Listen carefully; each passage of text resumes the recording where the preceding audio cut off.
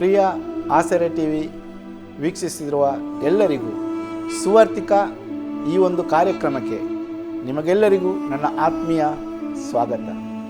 ಪ್ರಿಯರೇ, ಈ ದಿನ ಈ ಸುವಾರ್ತಿಕ ಕಾರ್ಯಕ್ರಮಕ್ಕೆ ನಮ್ಮ ಮಧ್ಯದಲ್ಲಿ ಬ್ರದರ್ ಜೀವನ್ ಬೆಂಗಳೂರು ಅವರು ನಮ್ಮ ಮಧ್ಯದಲ್ಲಿದ್ದಾರೆ. ಅವರನ್ನು ಈ ಒಂದು ಕಾರ್ಯಕ್ರಮಕ್ಕೆ ನಾವು ಸ್ವಾಗತ ಮಾಡುವ. ಸ್ವಾಗತ brother. Praise Lord. Thank you. ಪ್ರಿಯರೇ, ಅನೇಕ ಸುವಾರ್ತಿಕ ಕಾರ್ಯಕ್ರಮವನ್ನು ನೀವು ವೀಕ್ಷಿಸಿದ್ದೀರಿ. ಅನೇಕರು ನಮಗೆ ಫೋನ್ ಕರೆಗಳ ಮೂಲಕ, ಮೆಸೇಜ್ಗಳ ಮೂಲಕ ಅನೇಕರ ಜೀವಿತದಲ್ಲಿ ದೇವರು ಮಾಡಿದಂಥ ಅದ್ಭುತ ಕಾರ್ಯಗಳನ್ನು, ಅವರು ಯಾವ ರೀತಿ ಈ ಒಂದು ಸುವಾರ್ತಿಕ ಕಾರ್ಯಕ್ರಮ ಒಂದು ಸೇವೆಗೆ ಪ್ರೇರೇಪಿಸಲ್ಪಟ್ಟರು, ಅವರ ಜೀವಿತದಲ್ಲಿ ದೇವರು ಮಾಡಿದಂಥ ಅದ್ಭುತವಾದ ಕಾರ್ಯಗಳು, ಅತಿಶಯಗಳು, ಅದನ್ನೆಲ್ಲವನ್ನು ಅವರು ಹಂಚಿಕೊಳ್ಳುವಾಗ, ಈ ಒಂದು ಆಸರೆ ಟಿ ವಿ ಚಾನೆಲ್ನ ಮೂಲಕ ತಿಳಿಸುವಾಗ ಅನೇಕರ ಜೀವಿತಕ್ಕೆ ಅದು ಆಶೀರ್ವಾದವಾಗಿದೆ, ಉತ್ತೇಜನವಾಗಿದೆ ಎಂದು ನಮಗೆ ತಿಳಿದು ಬಂದಿದೆ. ಪ್ರಿಯರೇ, ಈ ದಿನ ಕೂಡ ನಮ್ಮ ಮಧ್ಯದಲ್ಲಿ ಬ್ರದರ್ ಜೀವನ ಇದ್ದಾರೆ. ಅವರಲ್ಲಿ ಅವರ ಜೀವಿತದ ಬಗ್ಗೆ ನಾವು ಕೆಲವು ವಿಷಯಗಳನ್ನು ನಾವು ತಿಳಿದುಕೊಳ್ಳುವ. ಯಾಕೆಂದರೆ ಅವರ ಜೀವಿತದಲ್ಲಿ ಯಾವ ರೀತಿ ದೇವರು, ಯಾಕೆಂದರೆ ಒಬ್ಬೊಬ್ಬರ ಜೀವಿತದಲ್ಲಿ ಒಂದೊಂದು ರೀತಿಯಲ್ಲಿ ದೇವರು ಕಾರ್ಯವನ್ನು ಮಾಡುವತನಾಗಿದ್ದಾನೆ. ಒಬ್ಬೊಬ್ಬರ ಜೀವಿತದಲ್ಲಿ ಒಂದೊಂದು ಸಾಕ್ಷಿಗಳಿದೆ. ಪ್ರಿಯರೇ, ಒಬ್ಬೊಬ್ಬರ ಜೀವಿತದಲ್ಲಿ ಒಂದೊಂದು ಅದ್ಭುತಗಳಿದೆ. ಈ ದಿನ ಇವರ ಜೀವಿತದಲ್ಲಿ ದೇವರು ಯಾವ ರೀತಿ ಇವರನ್ನು ನಡೆಸಿದರು, ನಾವು ಕೆಲವು ಪ್ರಶ್ನೆಗಳನ್ನು ಅವರನ್ನು ಕೇಳಿಕೊಳ್ಳುವ. ಬ್ರದರ್ ಜೀವನ್, ನೀವು ನಮ್ಮ ಮಧ್ಯದಲ್ಲಿರುವುದು ತುಂಬ ಸಂತೋಷ. Thank you. ಯಾಕೆಂದರೆ ನಮ್ಮ ಆಸರೆ ಟಿ ವೀಕ್ಷಿಸ್ತಿರುವಂಥ ಜನರು ಕೂಡ ನಿಮ್ಮನ್ನು ಯಾವ ರೀತಿ ದೇವರು ಆರಿಸಿಕೊಂಡ್ರು, ನೀವು ಯಾವ ರೀತಿ ದೇವರನ್ನು ಕಂಡುಕೊಂಡ್ರು, ನಿಮ್ಮ ಜೀವನ ಅದು ಯಾವ ರೀತಿ ಇತ್ತು ಎಲ್ಲವನ್ನು ತಿಳಿದುಕೊಳ್ಳಲು ಅವರು ತುಂಬ ಆಸಕ್ತಿಯಿಂದ ಅವರು ಟಿ ವಿಯ ಮುಂದೆ ಕಾಯ್ತಾ ಇದ್ದಾರೆ. ಕೆಲವು ಪ್ರಶ್ನೆಗಳನ್ನು ನಿಮ್ಮಲ್ಲಿ ಕೇಳ್ತೇನೆ ಬ್ರದರ್. ಮೊದಲು ಬ್ರದರ್, ನೀವು ಹುಟ್ಟಿ ಬೆಳೆದು ಬಂದ ಊರು? ನಾನು ಹುಟ್ಟಿ ಬೆಳೆದು ಬಂದಂಥ ಊರು ಯಾದಗಿರಿ ಡಿಸ್ಟಿಕ್ಕು. ಆ ಡಿಸ್ಟಿಕ್ಕಿಂದ ಒಂದು 7 ಕಿಲೋಮೀಟರ್ ದೂರದಲ್ಲಿರುವಂಥ ಒಂದು ಅಬ್ಬೇತುಮಕೂರು ಅಂತ ಒಂದು ಹಳ್ಳಿಯಲ್ಲಿ ನಾನು ಹುಟ್ಟಿದೆ. ಯಾದಗಿರಿ ಡಿಸ್ಟಿಕ್ಕಿನ ಒಂದು ಎಂಥ ಹಳ್ಳಿ? ಅಬ್ಬೇತುಮಕೂರು. ಅಬ್ಬೇತುಮಕೂರು ಎಂಬ ಹಳ್ಳಿಯಲ್ಲಿ ಹುಟ್ಟಿ ಬಂದಂಥವ್ರು ನೀವು? ಹೌದು. ನಿಮ್ಮ ತಂದೆ ತಾಯಿಗೆ ಎಷ್ಟು ಜನ ಮಕ್ಕಳು? ನಮ್ಮ ತಂದೆ ತಾಯಿಗಳಿಗೆ ನಾವು 6 ಜನ ಮಕ್ಕಳು. 6 ಜನ ಮಕ್ಕಳು. ನನ್ನ ತಂದೆ ತಾಯಿಗಳಿಗೆ ನಾವು 6 ಜನ ಮಕ್ಕಳು, ಮತ್ತು 4 ಜನ ಗಂಡಸು ಮಕ್ಕಳು, 2 ಹೆಣ್ಮಕ್ಕಳು. 4 ಜನ ಗಂಡು ಮಕ್ಕಳು, 2 ಹೆಣ್ಣು ಮಕ್ಕಳು. ನೀವು ಎಷ್ಟರವರು? ದೊಡ್ಡವರ ಅಲ್ಲ ಸಣ್ಣವರ, ಮಧ್ಯದವರ? ನಾನು ಮಧ್ಯದವರು. ಯಾಕೆ ನಿಮ್ಮಿಂದ 3 ಅಣ್ಣಂದಿರ? ನನ್ನಿಂದ ನನ್ನ ಫಸ್ಟಿಗೆ ಅಕ್ಕ, ಅಣ್ಣ, ನಾನು ಮೂರನೇನು. ನೀವು ಮೂರನೇನು. ನನ್ನ ಆದ ನಂತರ 2 ತಮ್ಮದವರು, ಒಬ್ಬಳು ತಂಗಿ ಇದ್ದಾಳೆ. ಯಾಕಂದರೆ ನೀವು 6 ಮಂದಿ ಮಕ್ಕಳು, ಆದರೆ ನೀವು ಮಧ್ಯದವರು, ಮಿಡ್ಲ್ನವರಾಗಿದ್ದೀರಿ. ದೊಡ್ಡವರು ಅಕ್ಕ, ಕೊನೆಯವರು ಚಿಕ್ಕವಳು ತಂಗಿ. ಅದು ನೀವು ಮಧ್ಯದಲ್ಲಿರುವಂಥ ಸಮಯದಲ್ಲಿ ಈ ಒಂದು ಸಣ್ಣ ಪ್ರಾಯ ನಿಮ್ಮದು, ಆ ಒಂದು ಸಣ್ಣ ಪ್ರಾಯ, ಅದು ಒಂದು ಬಾಲ್ಯ ಜೀವನ ಅದು ಯಾವ ರೀತಿ ಇತ್ತು ಬ್ರದರ್? ಅದು ನಾನು ಹೇಳೋದಕ್ಕೆ ಇಷ್ಟಪಡ್ತೀನಿ. ನನ್ನ ಚಿಕ್ಕ ವಯಸ್ಸಲ್ಲಿ ನನ್ನ ತಂದೆ ತಾಯಿಗಳು ಕೆಲವು ವರ್ಷಗಳ ಹಿಂದೆ ಅವರಿಬ್ಬರು ತೀರ್ಕೊಂಡ್ರು. ಸಣ್ಣ ಪ್ರಾಯದಲ್ಲಿ ತೀರ್ಕೊಂಡ್ರೆ? ಇಲ್ಲ, ನಾನು 20 ವರ್ಷದವನಿದ್ದಾಗ ನನ್ನ ತಂದೆ ತಾಯಿ ಇಬ್ಬರು ತೀರ್ಕೊಂಡ್ರು. 20 ವರ್ಷದ ಇರುವಾಗ? ಹೌದು. ಈಗ ಬ್ರದರ್ ನಾನು ಕೇಳ್ತೇವೆ, ನಿಮ್ಮ ಸಣ್ಣ ಪ್ರಾಯ ತಂದೆ ತಾಯಿ ಇರುವಾಗ? ಹಾಗೆ ನನ್ನ ತಂದೆ ತಾಯಿ ಹೇಳಿದಂಥ ಕೆಲವು ಸಂಗತಿಯ ಸಣ್ಣ ವಿಷಯದ್ದು, ಸಣ್ಣ ಮಗುವಾಗಿದ್ದಾಗ ನಾನು ಅದೊಂದು ತಿಳಿಸೋದಕ್ಕೆ ನಾನು ಇಷ್ಟಪಡ್ತೀನಿ. ನನ್ನ ತಂದೆ ತಾಯಿ ನಾನು ಒಂದು 5 ತಿಂಗಳು ಮಗುವಾಗಿದ್ದಾಗ ನನ್ನನ್ನು ಹೊಲಕ್ಕೆ ತೆಗೆದುಕೊಂಡು ಹೋಗಿ, ಆವಾಗ ಜೋಳದ್ದು ಸುಗ್ಗಿ ಕಾಲ. ಯಾಕಂದ್ರೆ ಗದ್ದೆ ಅನ್ನೋದಿರ್ತೀರ ಬ್ರದರ್? ಇಲ್ಲ, ಗೌಡ್ರು ಜಮೀನುಗಳನ್ನು ನಾವು ಅದನ್ನು ಲೀಸಿಂಗ್ ಮಾಡ್ತಾ ಇದ್ರು. ಲೀಸಿಂಗ್ ಮಾಡಿ ಕೆಲಸವನ್ನು ಮಾಡ್ತಾ ಇದ್ದೀರಿ? ಹೌದು. ತಂದೆ ತಾಯಿ ಹೋಗಿ ಅದರಲ್ಲಿ ಕೆಲಸ ಮಾಡ್ತಾ ಇದ್ರು. ಆ ಸಮಯದಲ್ಲಿ ನನ್ನ ತೆಗೆದುಕೊಂಡು ಹೋಗಿ ಒಂದು ಮರದ ಕೆಳಗಡೆ ಒಂದು ಬೆಡ್ಶೀಟ್ ಹಾಸಿ ಅದರ ಮೇಲೆ ನನ್ನ ಮಲಗಿಸಿ ಅವರು ಜೋಳ ಕೊಯ್ತಾ ಹೋದರು. ಅವರು ನಿಮ್ಮ ಅಕ್ಕ ಅಣ್ಣ ಎಲ್ಲ, ಅಕ್ಕ ಅಣ್ಣ ಇದ್ರಲ್ಲ, ಅವರು ಕೂಡ ಇದ್ರು ಅದರೊಟ್ಟಿಗೆ ಕೆಲಸ ಮಾಡ್ತಾ ಇಲ್ಲ? ಆ ಟೈಮಲ್ಲಿ ನನ್ನ ತಂದೆ ತಾಯಿ ಇಬ್ಬರೇ ಇದ್ರು. ಇವರೆಲ್ಲ ಸ್ಕೂಲ್ಗೆ ಹೋಗಿದ್ರಂತ ಕೇಳಿದ್ದೀವಿ. ಆ ಟೈಮಲ್ಲಿ ಹಾಗೆ ಅವರು ಜೋಳ ಕೊಯ್ಬೇಕಾದ್ರೆ ಒಂದು ತೋಳ ಬಂದು ನನ್ನ ತೆಗೆದುಕೊಂಡು ಹೋಯ್ತಂತೆ. ಅದು ನಮಗೆ ತೆಗೆದುಕೊಂಡು ಹೋಗಿ ಏನು ಮಾಡಿತಂತೆ, ಒಂದು ಹಳ್ಳದ ದಡದಲ್ಲಿ ಬಿಟ್ಟಿತ್ತಂತೆ. ಆಗ ಬಿಟ್ಟಾಗ ಇವ್ರು ನಮ್ಮ ತಂದೆ ತಾಯಿಗಳು ಅದು ತೆಗೆದುಕೊಂಡು ಹೋಗುವುದು ನೋಡಿ ತುಂಬ ಹಾರ್ಬಟ್ಟಿಸುತ್ತಾ ಅಳುತ್ತಾ ತುಂಬ ಗೋಳಾಡಿದ್ರಂತೆ. ಅದು ಬಿಡಲಿಲ್ಲ. ಆ ಶಬ್ದ ಅಲ್ಲಿ ಕುರಿಗಳು ಕಾಯುವಂಥ ಜನರು ಕೇಳಿ ಅವರು ಏನು ಮಾಡಿದರು, ಈ ಶಬ್ದ ಎಲ್ಲಿಂದ ಬರುತ್ತೆ ಎಂಬುದಾಗಿ ಹಾಗೆ ಬಂದಾಗ ಆ ತೋಳ ಬಂದು ಒಂದು ಹಳ್ಳದಡದಲ್ಲಿ ನನ್ನ ಬಿಟ್ಟು ಹೋದಾಗ ನನ್ನ ತೆಗೆದುಕೊಂಡು ಬಂದು ನನ್ನ ತಂದೆ ತಾಯಿಗೆ ಒಪ್ಪಿಸಿದ್ರಂತೆ. ಅವಾಗೆ ನನ್ನ ತಂದೆ ತಾಯಿಗಳು ನನ್ನನ್ನು ಸಾಕಿ ದೊಡ್ಡವನಾಗಿ ಮಾಡಿ ಏನು ಮಾಡಲಿಲ್ಲ, ಏನು ಮಾಡಿಲ್ಲ, ಅಲ್ಲಿ ಎತ್ಕೊಂಡು ಹೋಗಿ ಮತ್ತೆ ಅಲ್ಲಿ ನದಿಯ ಒಂದು ನದಿ ದಡದಲ್ಲಿ ಬಿಟ್ಟು ಹೋಯಿತು. ಏನು ನಿಮಗೆ ಗಾಯ ಏನು ಮಾಡಿ ಏನಾಗಿರಲಿಲ್ಲ. ಮುಂದೆ ಏನಾಯಿತು ಬ್ರದರ್? ಮುಂದೆ ಹೀಗೆ ಬೆಳೀತಾ ಒಂದು 5-6 ವರ್ಷದವನು ಆದೆ ನಾನು.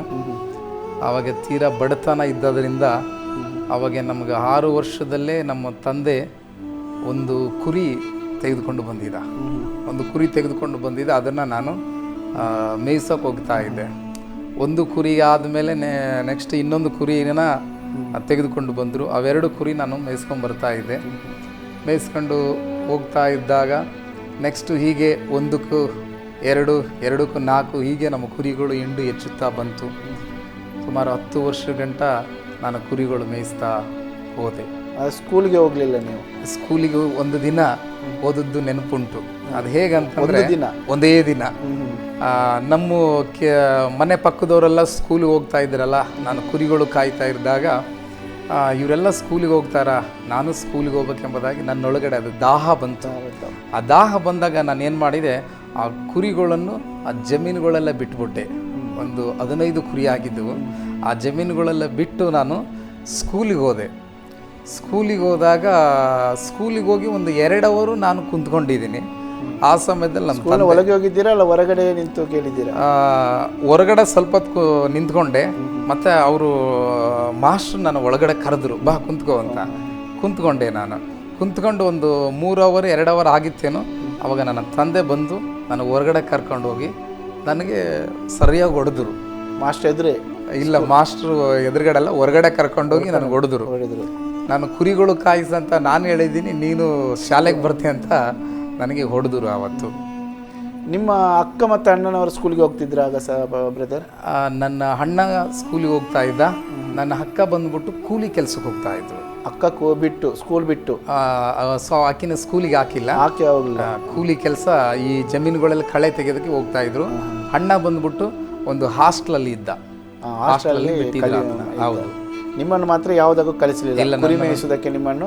ಯಾಕೆಂದರೆ ನಿಮ್ಮ ಒಂದು ಸಮಯ ಒಂದು ಬಡತನ ಕುಟುಂಬವಾಗಿತ್ತು. ಯಾಕೆಂದರೆ ಆ ಒಂದು ಕುರಿಗಳನ್ನು ಮೇಯಿಸಲಿಕ್ಕಾಗಿ ನಿಮ್ಮನ್ನು ಆ ರೀತಿಯಲ್ಲಿ ನೀವು ಕೆಲಸವನ್ನು ಸಣ್ಣ ಪ್ರಾಯದಲ್ಲೇ ಓದು ಬರ ಇಲ್ಲದೆ ಮತ್ತೆ ಮುಂದೆ ಏನಾಯಿತು ಬ್ರದರ್ ನಿಮ್ಮದು? ಈ ಸಣ್ಣ ಪ್ರಾಯದಲ್ಲಿ ನೀವು ಕುರಿ ಮೇಯಿಸ್ತಾ ಇರುವಾಗ ಸ್ಕೂಲಿಗೆ ಹೋಗಲಿಲ್ಲ, ಒಂದು ದಿವಸ ಅದಾಯಿತು, ಮತ್ತೆ ಹೀಗೆ ನಾನು ಅದನ್ನು ಕುರಿಗಳು ಮೇಯಿಸ್ತಾ ಇದ್ದೆ.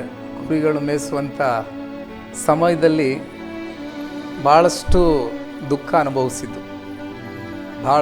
ಅನುಭವಿಸಿದ್ದೀವಿ. ನಮ್ಮ ಮನೆಯಲ್ಲಿ ಊಟಕ್ಕೆ ಏನಿರ್ತಾ ಇರಲಿಲ್ಲ. ತುಂಬ ಬಡತನ, ನಮ್ಮ ಮನೆಯಲ್ಲಿ ತುಂಬ ಬಡತನ ಇದ್ದಾದ್ರಿಂದ ನಮಗೆ ಆ ರೊಟ್ಟಿಗಳೆಲ್ಲ ಕಟ್ತಾಯಿದ್ರು.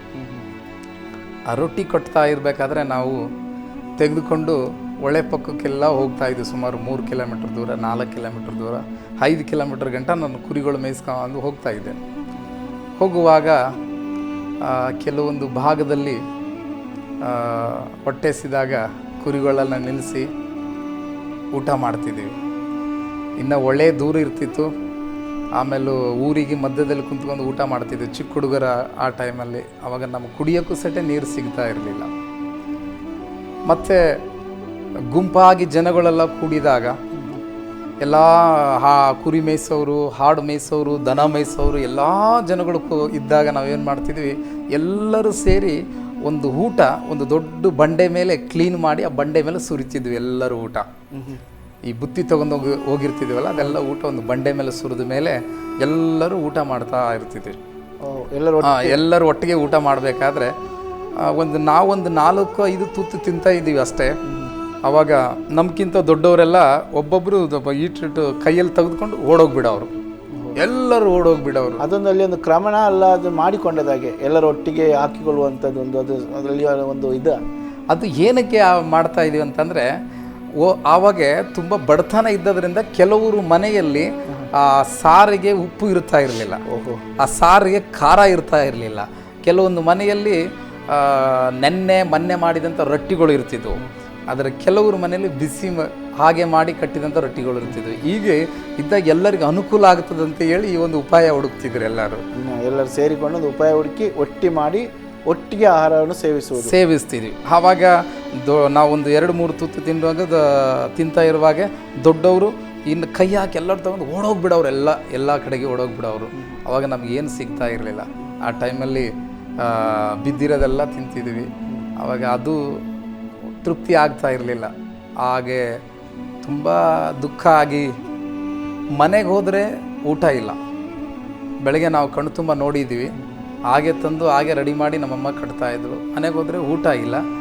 ಆದರೆ ಇಲ್ಲಿ ನೋಡಿದರೆ ಹೀಗಿದೆ, ಏನು ಮಾಡಬೇಕಪ್ಪ ಎಂಬುದಾಗಿ ನಾವು ತುಂಬ ಯೋಚನೆ ಮಾಡ್ತಿದ್ವಿ, ಅಳುತ್ತಿದ್ದೀವಿ ತುಂಬ.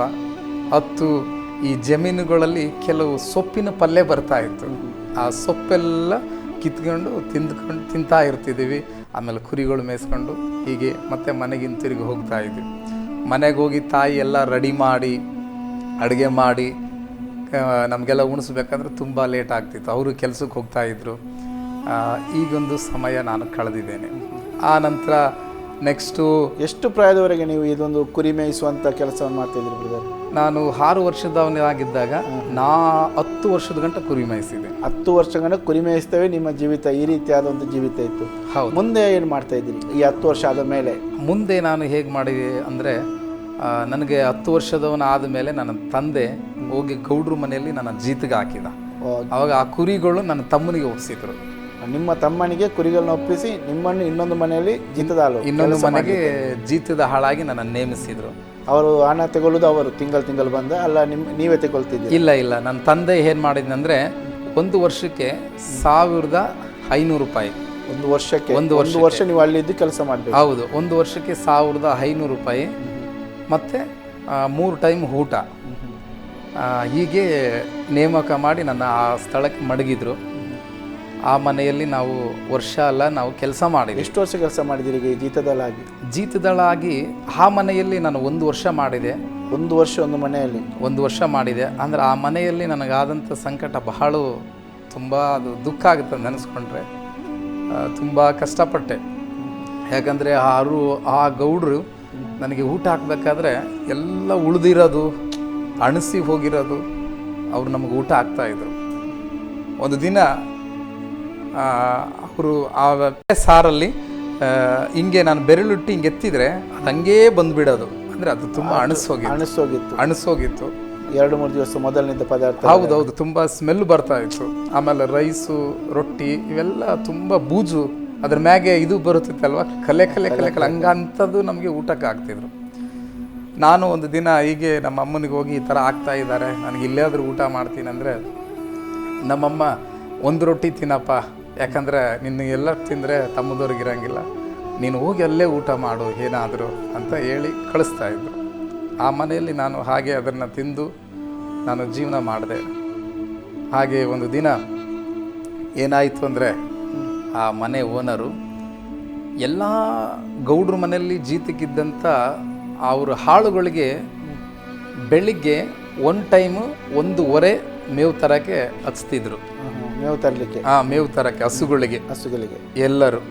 ಆದರೆ ಇವರು ನನಗೆ ಬೆಳಿಗ್ಗೆನೆ 5 ಎದ್ದು ಒಂದು 15 ಎಮ್ಮೆ, ಆಮೇಲೆ 4 ಎತ್ತು, ಆಮೇಲೆ 5 ಹಸುಗಳು, ಇದ್ರದ್ದೆಲ್ಲ ಸೆಗಣಿ ಎಲ್ಲ ತೆಗೆದು ತಿಪ್ಪೆಗೋಗಿ ಹಾಕಿ ಅದನ್ನು ಕ್ಲೀನ್ ಮಾಡಿ ಅದನ್ನು ಬಳಿದು ನಾನು ಬೆಳಿಗ್ಗೆ ಹೋಗಿ 2 ಮೇವು ತರಬೇಕು. ನಾನು 11 ವರ್ಷ ಪ್ರಾಯದಲ್ಲಿ ಇಂಥ ಒಂದು ಕಷ್ಟದ ಕೆಲಸ. ಹೌದೌದು, ಇಷ್ಟೊಂದು ಕಷ್ಟ ಅನುಭವಿಸಿ ಮತ್ತೆ ಏನಾಯಿತು ಬ್ರದರ್? ಹಾಗೆ ನಾನು ತರೋದಕ್ಕೆ ಪ್ರಾರಂಭ ಮಾಡಿ ತುಂಬ ದಿನ ಕಳೀತಾ ಬಂದಾಗ ಈ ಸುಗ್ಗಿ ಕಾಲದಲ್ಲಿ ತುಂಬ ಚೆನ್ನಾಗಿ ಹುಲ್ಲು ಸಿಗುತ್ತೆ.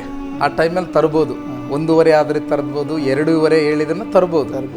ಆಮೇಲೆ ಸುಗ್ಗಿ ಕಾಲ ತೀರುತ್ತಾ ಹೋದಾಗ ಹುಲ್ಲು ಕಡಿಮೆ ಆಗುತ್ತಾ ಹೋಗುತ್ತೆ.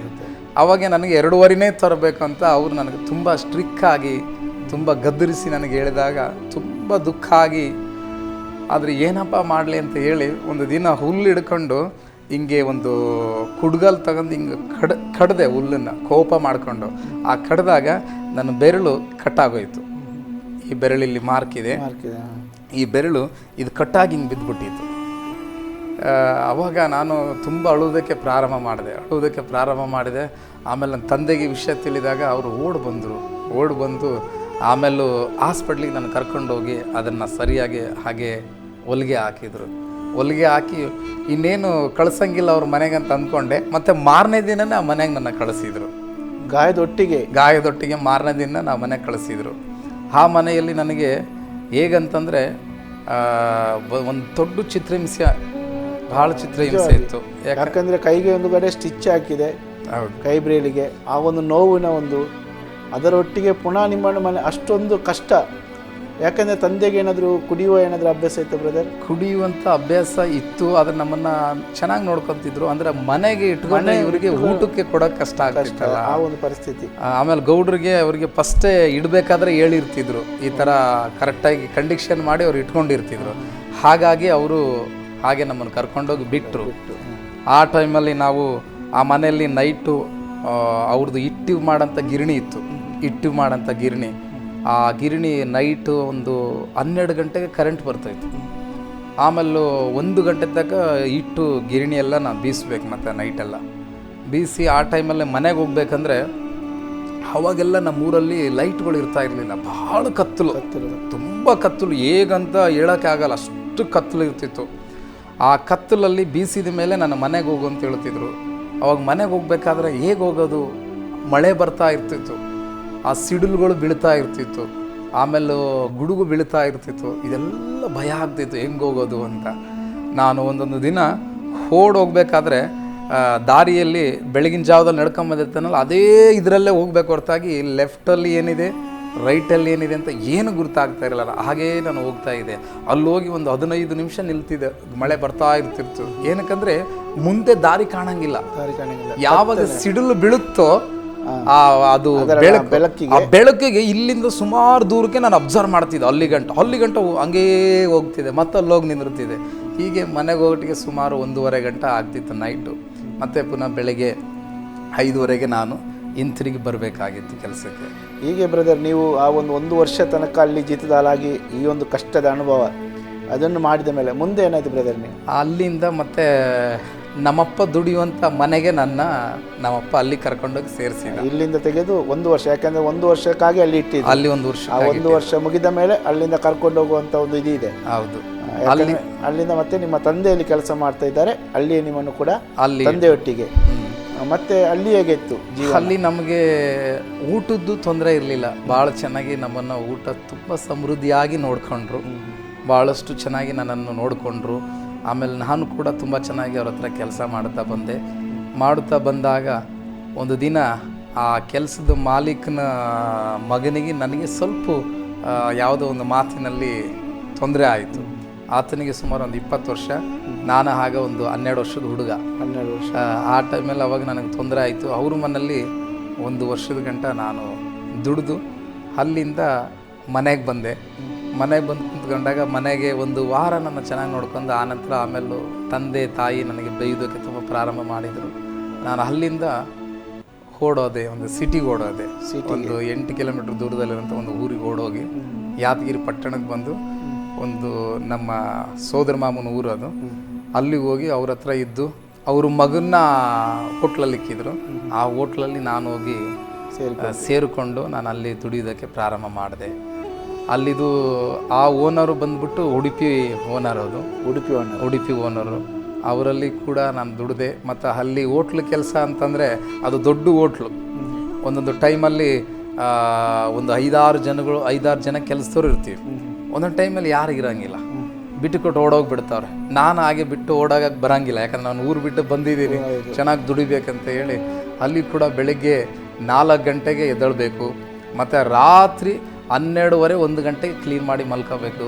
ಅದರಲ್ಲಿ ನಾನು ಹೀಗೆ ಬಂದೆ. ಅಲ್ಲಿ ಕೂಡ 1 ವರ್ಷ ಮಾಡಿದೆ.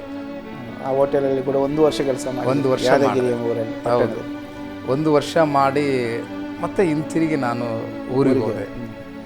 ಊರಿಗೆ ಹೋದ್ಮೇಲೆ ಮತ್ತೆ 1 ವಾರ ಗಂಟೆ ಚೆನ್ನಾಗಿಟ್ಕೊಂಡು ಮತ್ತೆ 1 ವಾರ ಆದಮೇಲೆ ನನಗೆ ತುಂಬ ಬೇಯುವುದಕ್ಕೆ ಸ್ಟಾರ್ಟ್ ಮಾಡಿದ್ರು. ಯಾಕಂದರೆ ನೀವು ಕೆಲಸ ಮಾಡಬೇಕು. ಹೌದು, ಒಟ್ಟೆ ಯಾಕಂದರೆ ಮನೆಯವರಿಗೆ ಬೇಕು, ಯಾಕಂದರೆ ಇಲ್ಲಿ ಕೊರತೆ ಕಷ್ಟ ಅವರಿಗೆ, ಆ ಕಷ್ಟದ ವಿಷಯದಲ್ಲಿ. ಹೌದು, ಯಾಕಂದರೆ ನೀವು ಮನೆಯಲ್ಲಿ ಇದ್ದು ಬಿಟ್ಟರೆ ಅವರಿಗೇ ಊಟ ಮಾಡಲಿಕ್ಕೆ ಕಷ್ಟ. ಇನ್ನು ನೀವು ಕೂಡ ಕೆಲಸ ಮಾಡದೆ ಅಲ್ಲಿ ಕೂಡ ನೀವು ಒಂದು ಓನರ್ ಮಗನೊಟ್ಟಿಗೆ ಜಗಳ ಮಾಡಿ ಅದೊಂದು ಕೂಡ ಅವರಿಗೆ ನೋವಿರ್ಬೋದು.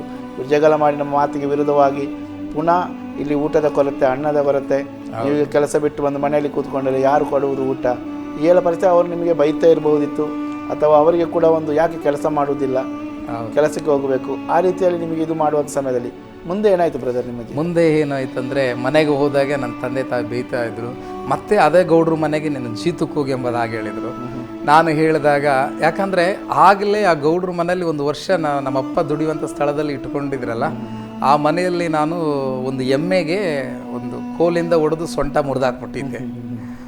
ಮುರಿದಾಕ್ಬಿಟ್ಟಿದ್ದೆ. ಅವರು ಅದರಿಂದನೇ ನನ್ನ ತುಂಬ ದ್ವೇಷ ಮಾಡಿದರು. ಪುನಃ ಹೋದ್ರೆ ನನಗೆ ಭಾಳಷ್ಟು ದ್ವೇಷ ಮಾಡ್ತಾರೆ ಅಂತ ಹೇಳ್ಬಿಟ್ಟು ನಾನು ಹೋಗಲ್ಲ ಅಂತ ತುಂಬ ಹಠ ಹಿಡಿದೆ.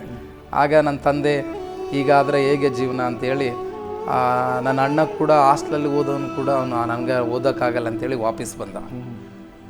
ಆಮೇಲೆ ನನ್ನ ಅಣ್ಣನ, ನಾನು ಮತ್ತು ನನ್ನ ತಾಯಿ, ನನ್ನ ತಮ್ಮ ಇನ್ನೊಬ್ಬನ ಚಿಕ್ಕವನಿದ್ದ, ನನ್ನ ತಂಗಿ ಚಿಕ್ಕವಳಿದ್ಳು. ಆವಾಗ ಇಷ್ಟು ಜನ ನಾವು ಬೆಂಗಳೂರಿಗೆ ಬಂದಿವಿ. ಬೆಂಗಳೂರಿಗೆ ಸೀದಾ ಹೋಗಿದ್ದೀರಿ? ಬೆಂಗಳೂರಿಗೆ ಬಂದ್ವಿ. ಬೆಂಗಳೂರಲ್ಲಿ ಯಾರು ಇದ್ರ, ನಿಮ್ಮ ಸಂಬಂಧಿಕರು ಯಾರಾದ್ರು ಇದ್ರ? ಆ ಟೈಮಲ್ಲಿ ಯಾರೂ ಇರಲಿಲ್ಲ. ಮತ್ತು ನೀವು ಸೀದಾ ನೀವು ಇಷ್ಟು ಜನ ತಂದೆ ಇಲ್ಲಿ ಮನೆಯಲ್ಲಿ? ತಂದೆ, ಆಮೇಲೆ ಇನ್ನೊಬ್ಬ ಕುರಿಗಳು ಕಾಯುವಂಥ ತಮ್ಮ ನನ್ನ ಹಿಂದ್ಗಡೆ ಇರೋವನು, ಅವರಿಬ್ಬರನ್ನ ಅಲ್ಲಿ ಬಿಟ್ಟು ಬಾಕಿ ತಾಯಿ ಮತ್ತೆ ನಿಮ್ಮ ಅಣ್ಣ, ತಂಗಿ, ನೀವು, ಅಕ್ಕನ ಬಂದ್ಬಿಟ್ಟು ಆಗ್ಲೇ ಮದುವೆ ಮಾಡಿಕೊಟ್ಟಿದ್ದೀವಿ. ಮದುವೆ ಮಾಡಿಕೊಟ್ಟಿದ್ದೀವಿ. ನೀವು 3 ಮಂದಿ ಹೋಗಿಬಿಟ್ಟು 5 ಜನ ಬಂದೀವಿ ನಾವು. ಒಬ್ಬ ತಂಗಿ, ತಮ್ಮ, ಅಣ್ಣ, ನಾನು, ತಾಯಿ, ಇಷ್ಟು ಜನ ನಾವು ಬೆಂಗಳೂರಿಗೆ ಬಂದು ಟ್ರೈನ್, ನಮ್ಮೂರವರೆಲ್ಲ ಬಂದರು. ಅವ್ರ ಜೊತೆಲಿ ನಾವು ಸೇರಿ ಬಂದೀವಿ ನೋಡೋಣ ಅಂತ. ಅವರವರು ಗುರ್ತಿರೋಂಥ ಸ್ಥಳಗಳಿಗೆ ಹೋಗಿ ಸೇರಿದರು. ಅದನ್ನು ನಮ್ಮನ್ನು ಯಾರು ಕರ್ಕೊಂಡು ಹೋಗಲಿಲ್ಲ. ತುಂಬ ದುಃಖ ಆಯಿತು. ನಾನು, ನನ್ನ ಅಣ್ಣ, ನನ್ನ ತಾಯಿ ತುಂಬ ಅಳ್ತಾ ಹತ್ಕೊಂಡು ವಿಧಾನಸೌಧ ಎಲ್ಲಿದಂತ ಕೇಳ್ಕೊಂಡು ಬಂದು ಆ ವಿಧಾನಸೌಧ ಹತ್ರ ಮುಂದ್ಗಡೆ ಕುಂತ್ಕೊಂಡು ಸುಮಾರು ಎಷ್ಟು ತೊಂದರೆ, ಬೆಳಿಗ್ಗೆ 8 ಗಂಟೆಗೆ ವಿಧಾನಸೌಧ ಹತ್ರ ಬಂದು ಕುಂತ್ಕೊಂಡು ಸಾಯಂಕಾಲ 5:30 ಗಂಟೆ ನಾವು ಕಾಲ ಕಳೆದೀವಲ್ಲಿ. ಆಮೇಲೆ ನನ್ನ ತಾಯಿ ತುಂಬ ಕೆಲಸ ಹುಡ್ಕೊಂಬರೋಕ್ಕೂ ಹೋದರು ನನ್ನ ತಾಯಿ. ಮತ್ತು ಆಮೇಲೆ ನಮ್ಮ ಜೊತೆಲಿ ಇನ್ನೊಬ್ಬ ಅಜ್ಜಿ ಕೂಡ ಬಂದಿದ್ರು. ಆಕೆ ಹೋಗಿ ಕೆಲಸ ಹುಡ್ಕೊಂಡು ಬಂದು ನಮ್ಮನ್ನು ಕರ್ಕೊಂಡು ಹೋದರು. ಕರ್ಕೊಂಡೋಗಿ ಅಲ್ಲಿ ನಾವು ಸ್ವಲ್ಪ ದಿನ ಕಾಲ ಕಳೆದಿವಿ. ಆವಾಗ ನಾವು ತುಂಬ ಚಿಕ್ಕವರು, ಬೆಂಗಳೂರಲ್ಲಿ ಕೆಲಸಗಳು ಕೊಡೋಂಗಿಲ್ಲ. ಅದು 14-13 ವರ್ಷಕ್ಕೆಲ್ಲ ನಾವು ಬಂದುಬಿಟ್ಟಿವಿ. ಆಮೇಲೆ ಕೆಲಸ ಕೊಡಲಿಲ್ಲ ನಮಗೆ ಯಾರು. ನನ್ನ ತಾಯಿ ಒಬ್ಬಕ್ಕಲೇ ದುಡಿಬೇಕು. ಆವಾಗ 40 ರೂಪಾಯಿ ಕೂಲಿ. ನೀವು ನಿಲ್ಲಿಕ್ಕೆಲ್ಲ ವ್ಯವಸ್ಥೆ ಬ್ರದರ್? ಆಗ ಒಂದು ಬಿಲ್ಡಿಂಗ್ ಕಟ್ಟಬೇಕಾದ್ರೆ ಅದರ ಪಕ್ಕದಲ್ಲೇ ಒಂದು ಜೋಪಡಿ ಹಾಕಿ ಕೊಡ್ತೀವಿ. ಅದು ನಾವೇ ಕಟ್ಕೋಬೇಕು, ಒಂದು ಟಾಡ್ಪಾಲಿಂದ. ಹಾಗೆ ನಾವು ಅದರಲ್ಲಿ ಕಟ್ಕೊಂಡು ವಾಸ ಮಾಡಿದ್ದೀವಿ. ನಮ್ಮ ತಾಯಿ ದುಡಿಯೋರು 40 ರೂಪಾಯಿ ಕೊಡ್ತಾಯಿದ್ರು. ಅದು 200 ರೂಪಾಯಿ ಚಿಲ್ಲರೆ ಬರ್ತಾಯಿತ್ತು. ಅದು ಎಲ್ಲರಿಗೆ 5 ಜನಕ್ಕೆ ಊಟಕ್ಕೂ ಸಾಕಾಗ್ತಾ ಇರಲಿಲ್ಲ. ಈ ಥರ ತೊಂದರೆ ನಮಗೆ ಸಂಭವಿಸಿತ್ತು. ಭಾಳ ಕಷ್ಟ ಆಯಿತು. ಹಳ್ಳಿಯಲ್ಲಿ ಆದ್ರೆ ಅದನ್ನ ಕೂಲಿ ಮಾಡಿಕೊಂಡು ಯಾರಾದರೂ ಕೇಳಿ ಆದರೂ ಹೊಟ್ಟೆ ತುಂಬಿಸ್ಕೊಂತೀವಿ. ಅಲ್ಲಿ ಅದು ಪರಿಚಯ ಇಲ್ಲ, ಯಾರ ಹತ್ರ ಕೇಳಿ ಇಂಥ ದೊಡ್ಡ ದೇಶ ಹೇಗೆ ಅಂತ ಹೇಳಿ ನಮ್ಮ ತಾಯಿ ತುಂಬ ದುಃಖಪಟ್ಟು ಅಳುತ್ತಾ ಇರಬೇಕಾದ್ರೆ ನಾನು ತುಂಬ ಆ ತಾಯಿ ಹೇಳೋದು ನೋಡಿ ನಾವು ಅಳುತ್ತಿದ್ದೀವಿ, ಏನು ಮಾಡಬೇಕಂತ. ಒಂದು ದಿನ ನನಗೂ ಏನಾದರೂ ಕೇಳೋಣ, ಹಳ್ಳಿಯಲ್ಲಿ ಹೆಂಗೆ ಗೌಡ್ರ ಹತ್ರ ಕೆಲಸ ಕೇಳಿದ್ದು ನಮಗೆಲ್ಲ ಸ್ವಲ್ಪ ಕೆಲವು ಅನುಭವಗಳು ಇತ್ತು. ಅಂದರೆ ಗೌಡ್ರ ಜೊತೆಯಲ್ಲಿ ನಮ್ಮ ತಂದೆಯವರೆಲ್ಲ ಕೇಳೋದು, ಅವರಿಂದ ಹೋಗ್ತಿದ್ವಿ. ಆ ಥರ ನೋಡೋಣ, ಕೇಳೋಣ ಅಂತೇಳಿ ನಾನು ಒಂದು ದಿನ ನಡ್ಕೊಂಡು ಹೋಗಿ ಅಲ್ಲೋಗಿ ಯಾರೋ ಒಬ್ಬ ಓನರ್ನ ಕೆಲಸಕ್ಕೆ ಕೇಳಿಕೊಂಡೆ. ಆತನು ಇದೇ ಕೆಲಸನೇ ಕೊಟ್ಟ ನನಗೆ. ತುಂಬ ಚಿಕ್ಕ ಹುಡುಗ ಇದೆಯಾ ನೀನು ಅಂತ ಹೇಳಿ, ಈ ಥರ ತುಂಬ ಕಷ್ಟ ಇದೆ, ಈ ಥರ ಬಂದ್ಬಿಟ್ಟಿದ್ದೀವಿ, ನೋಡಿ ಸ್ವಲ್ಪ ದಯವಿಟ್ಟು ಕೆಲಸ ಕೊಡಿ ಅಂತ ಕೇಳ್ಕೊಂಡಾಗ ನನಗೆ ಕೆಲಸ ಕೊಟ್ಟರು. ನಾವು ಕೆಲಸ ಮಾಡಿದ್ದೀವಿ. ಎಂಥ ಕೆಲಸ ಕೊಟ್ಟರು ಬ್ರದರಲ್ಲಿ? ಅದು ನನಗೆ ಈ ಮರಳು ಜಲ್ಲಿ ಅದು ತುಂಬಿಕೊಂಡು ಬಿಲ್ಡಿಂಗ್ ಕೆಲಸ ಮಾಡೋದಕ್ಕೆ ನನಗೆ ಕೆಲಸ ಕೊಟ್ಟರು. ಆಮೇಲೆ ನಮ್ಮ ಬ್ರದರ್ ನನಗಿಂತ ದೊಡ್ಡವರು ವೀಕ್ ಇದ್ದಾರೆ, ಅವ್ರಿಗೆ ಎಲ್ಲಿ ಕೆಲಸ ಕೊಡಲಿಲ್ಲ. ನಾವೇ ಹೀಗೆ ದುಡಿತಾ ಪ್ರಾರಂಭ ಮಾಡಿದ್ದೀವಿ.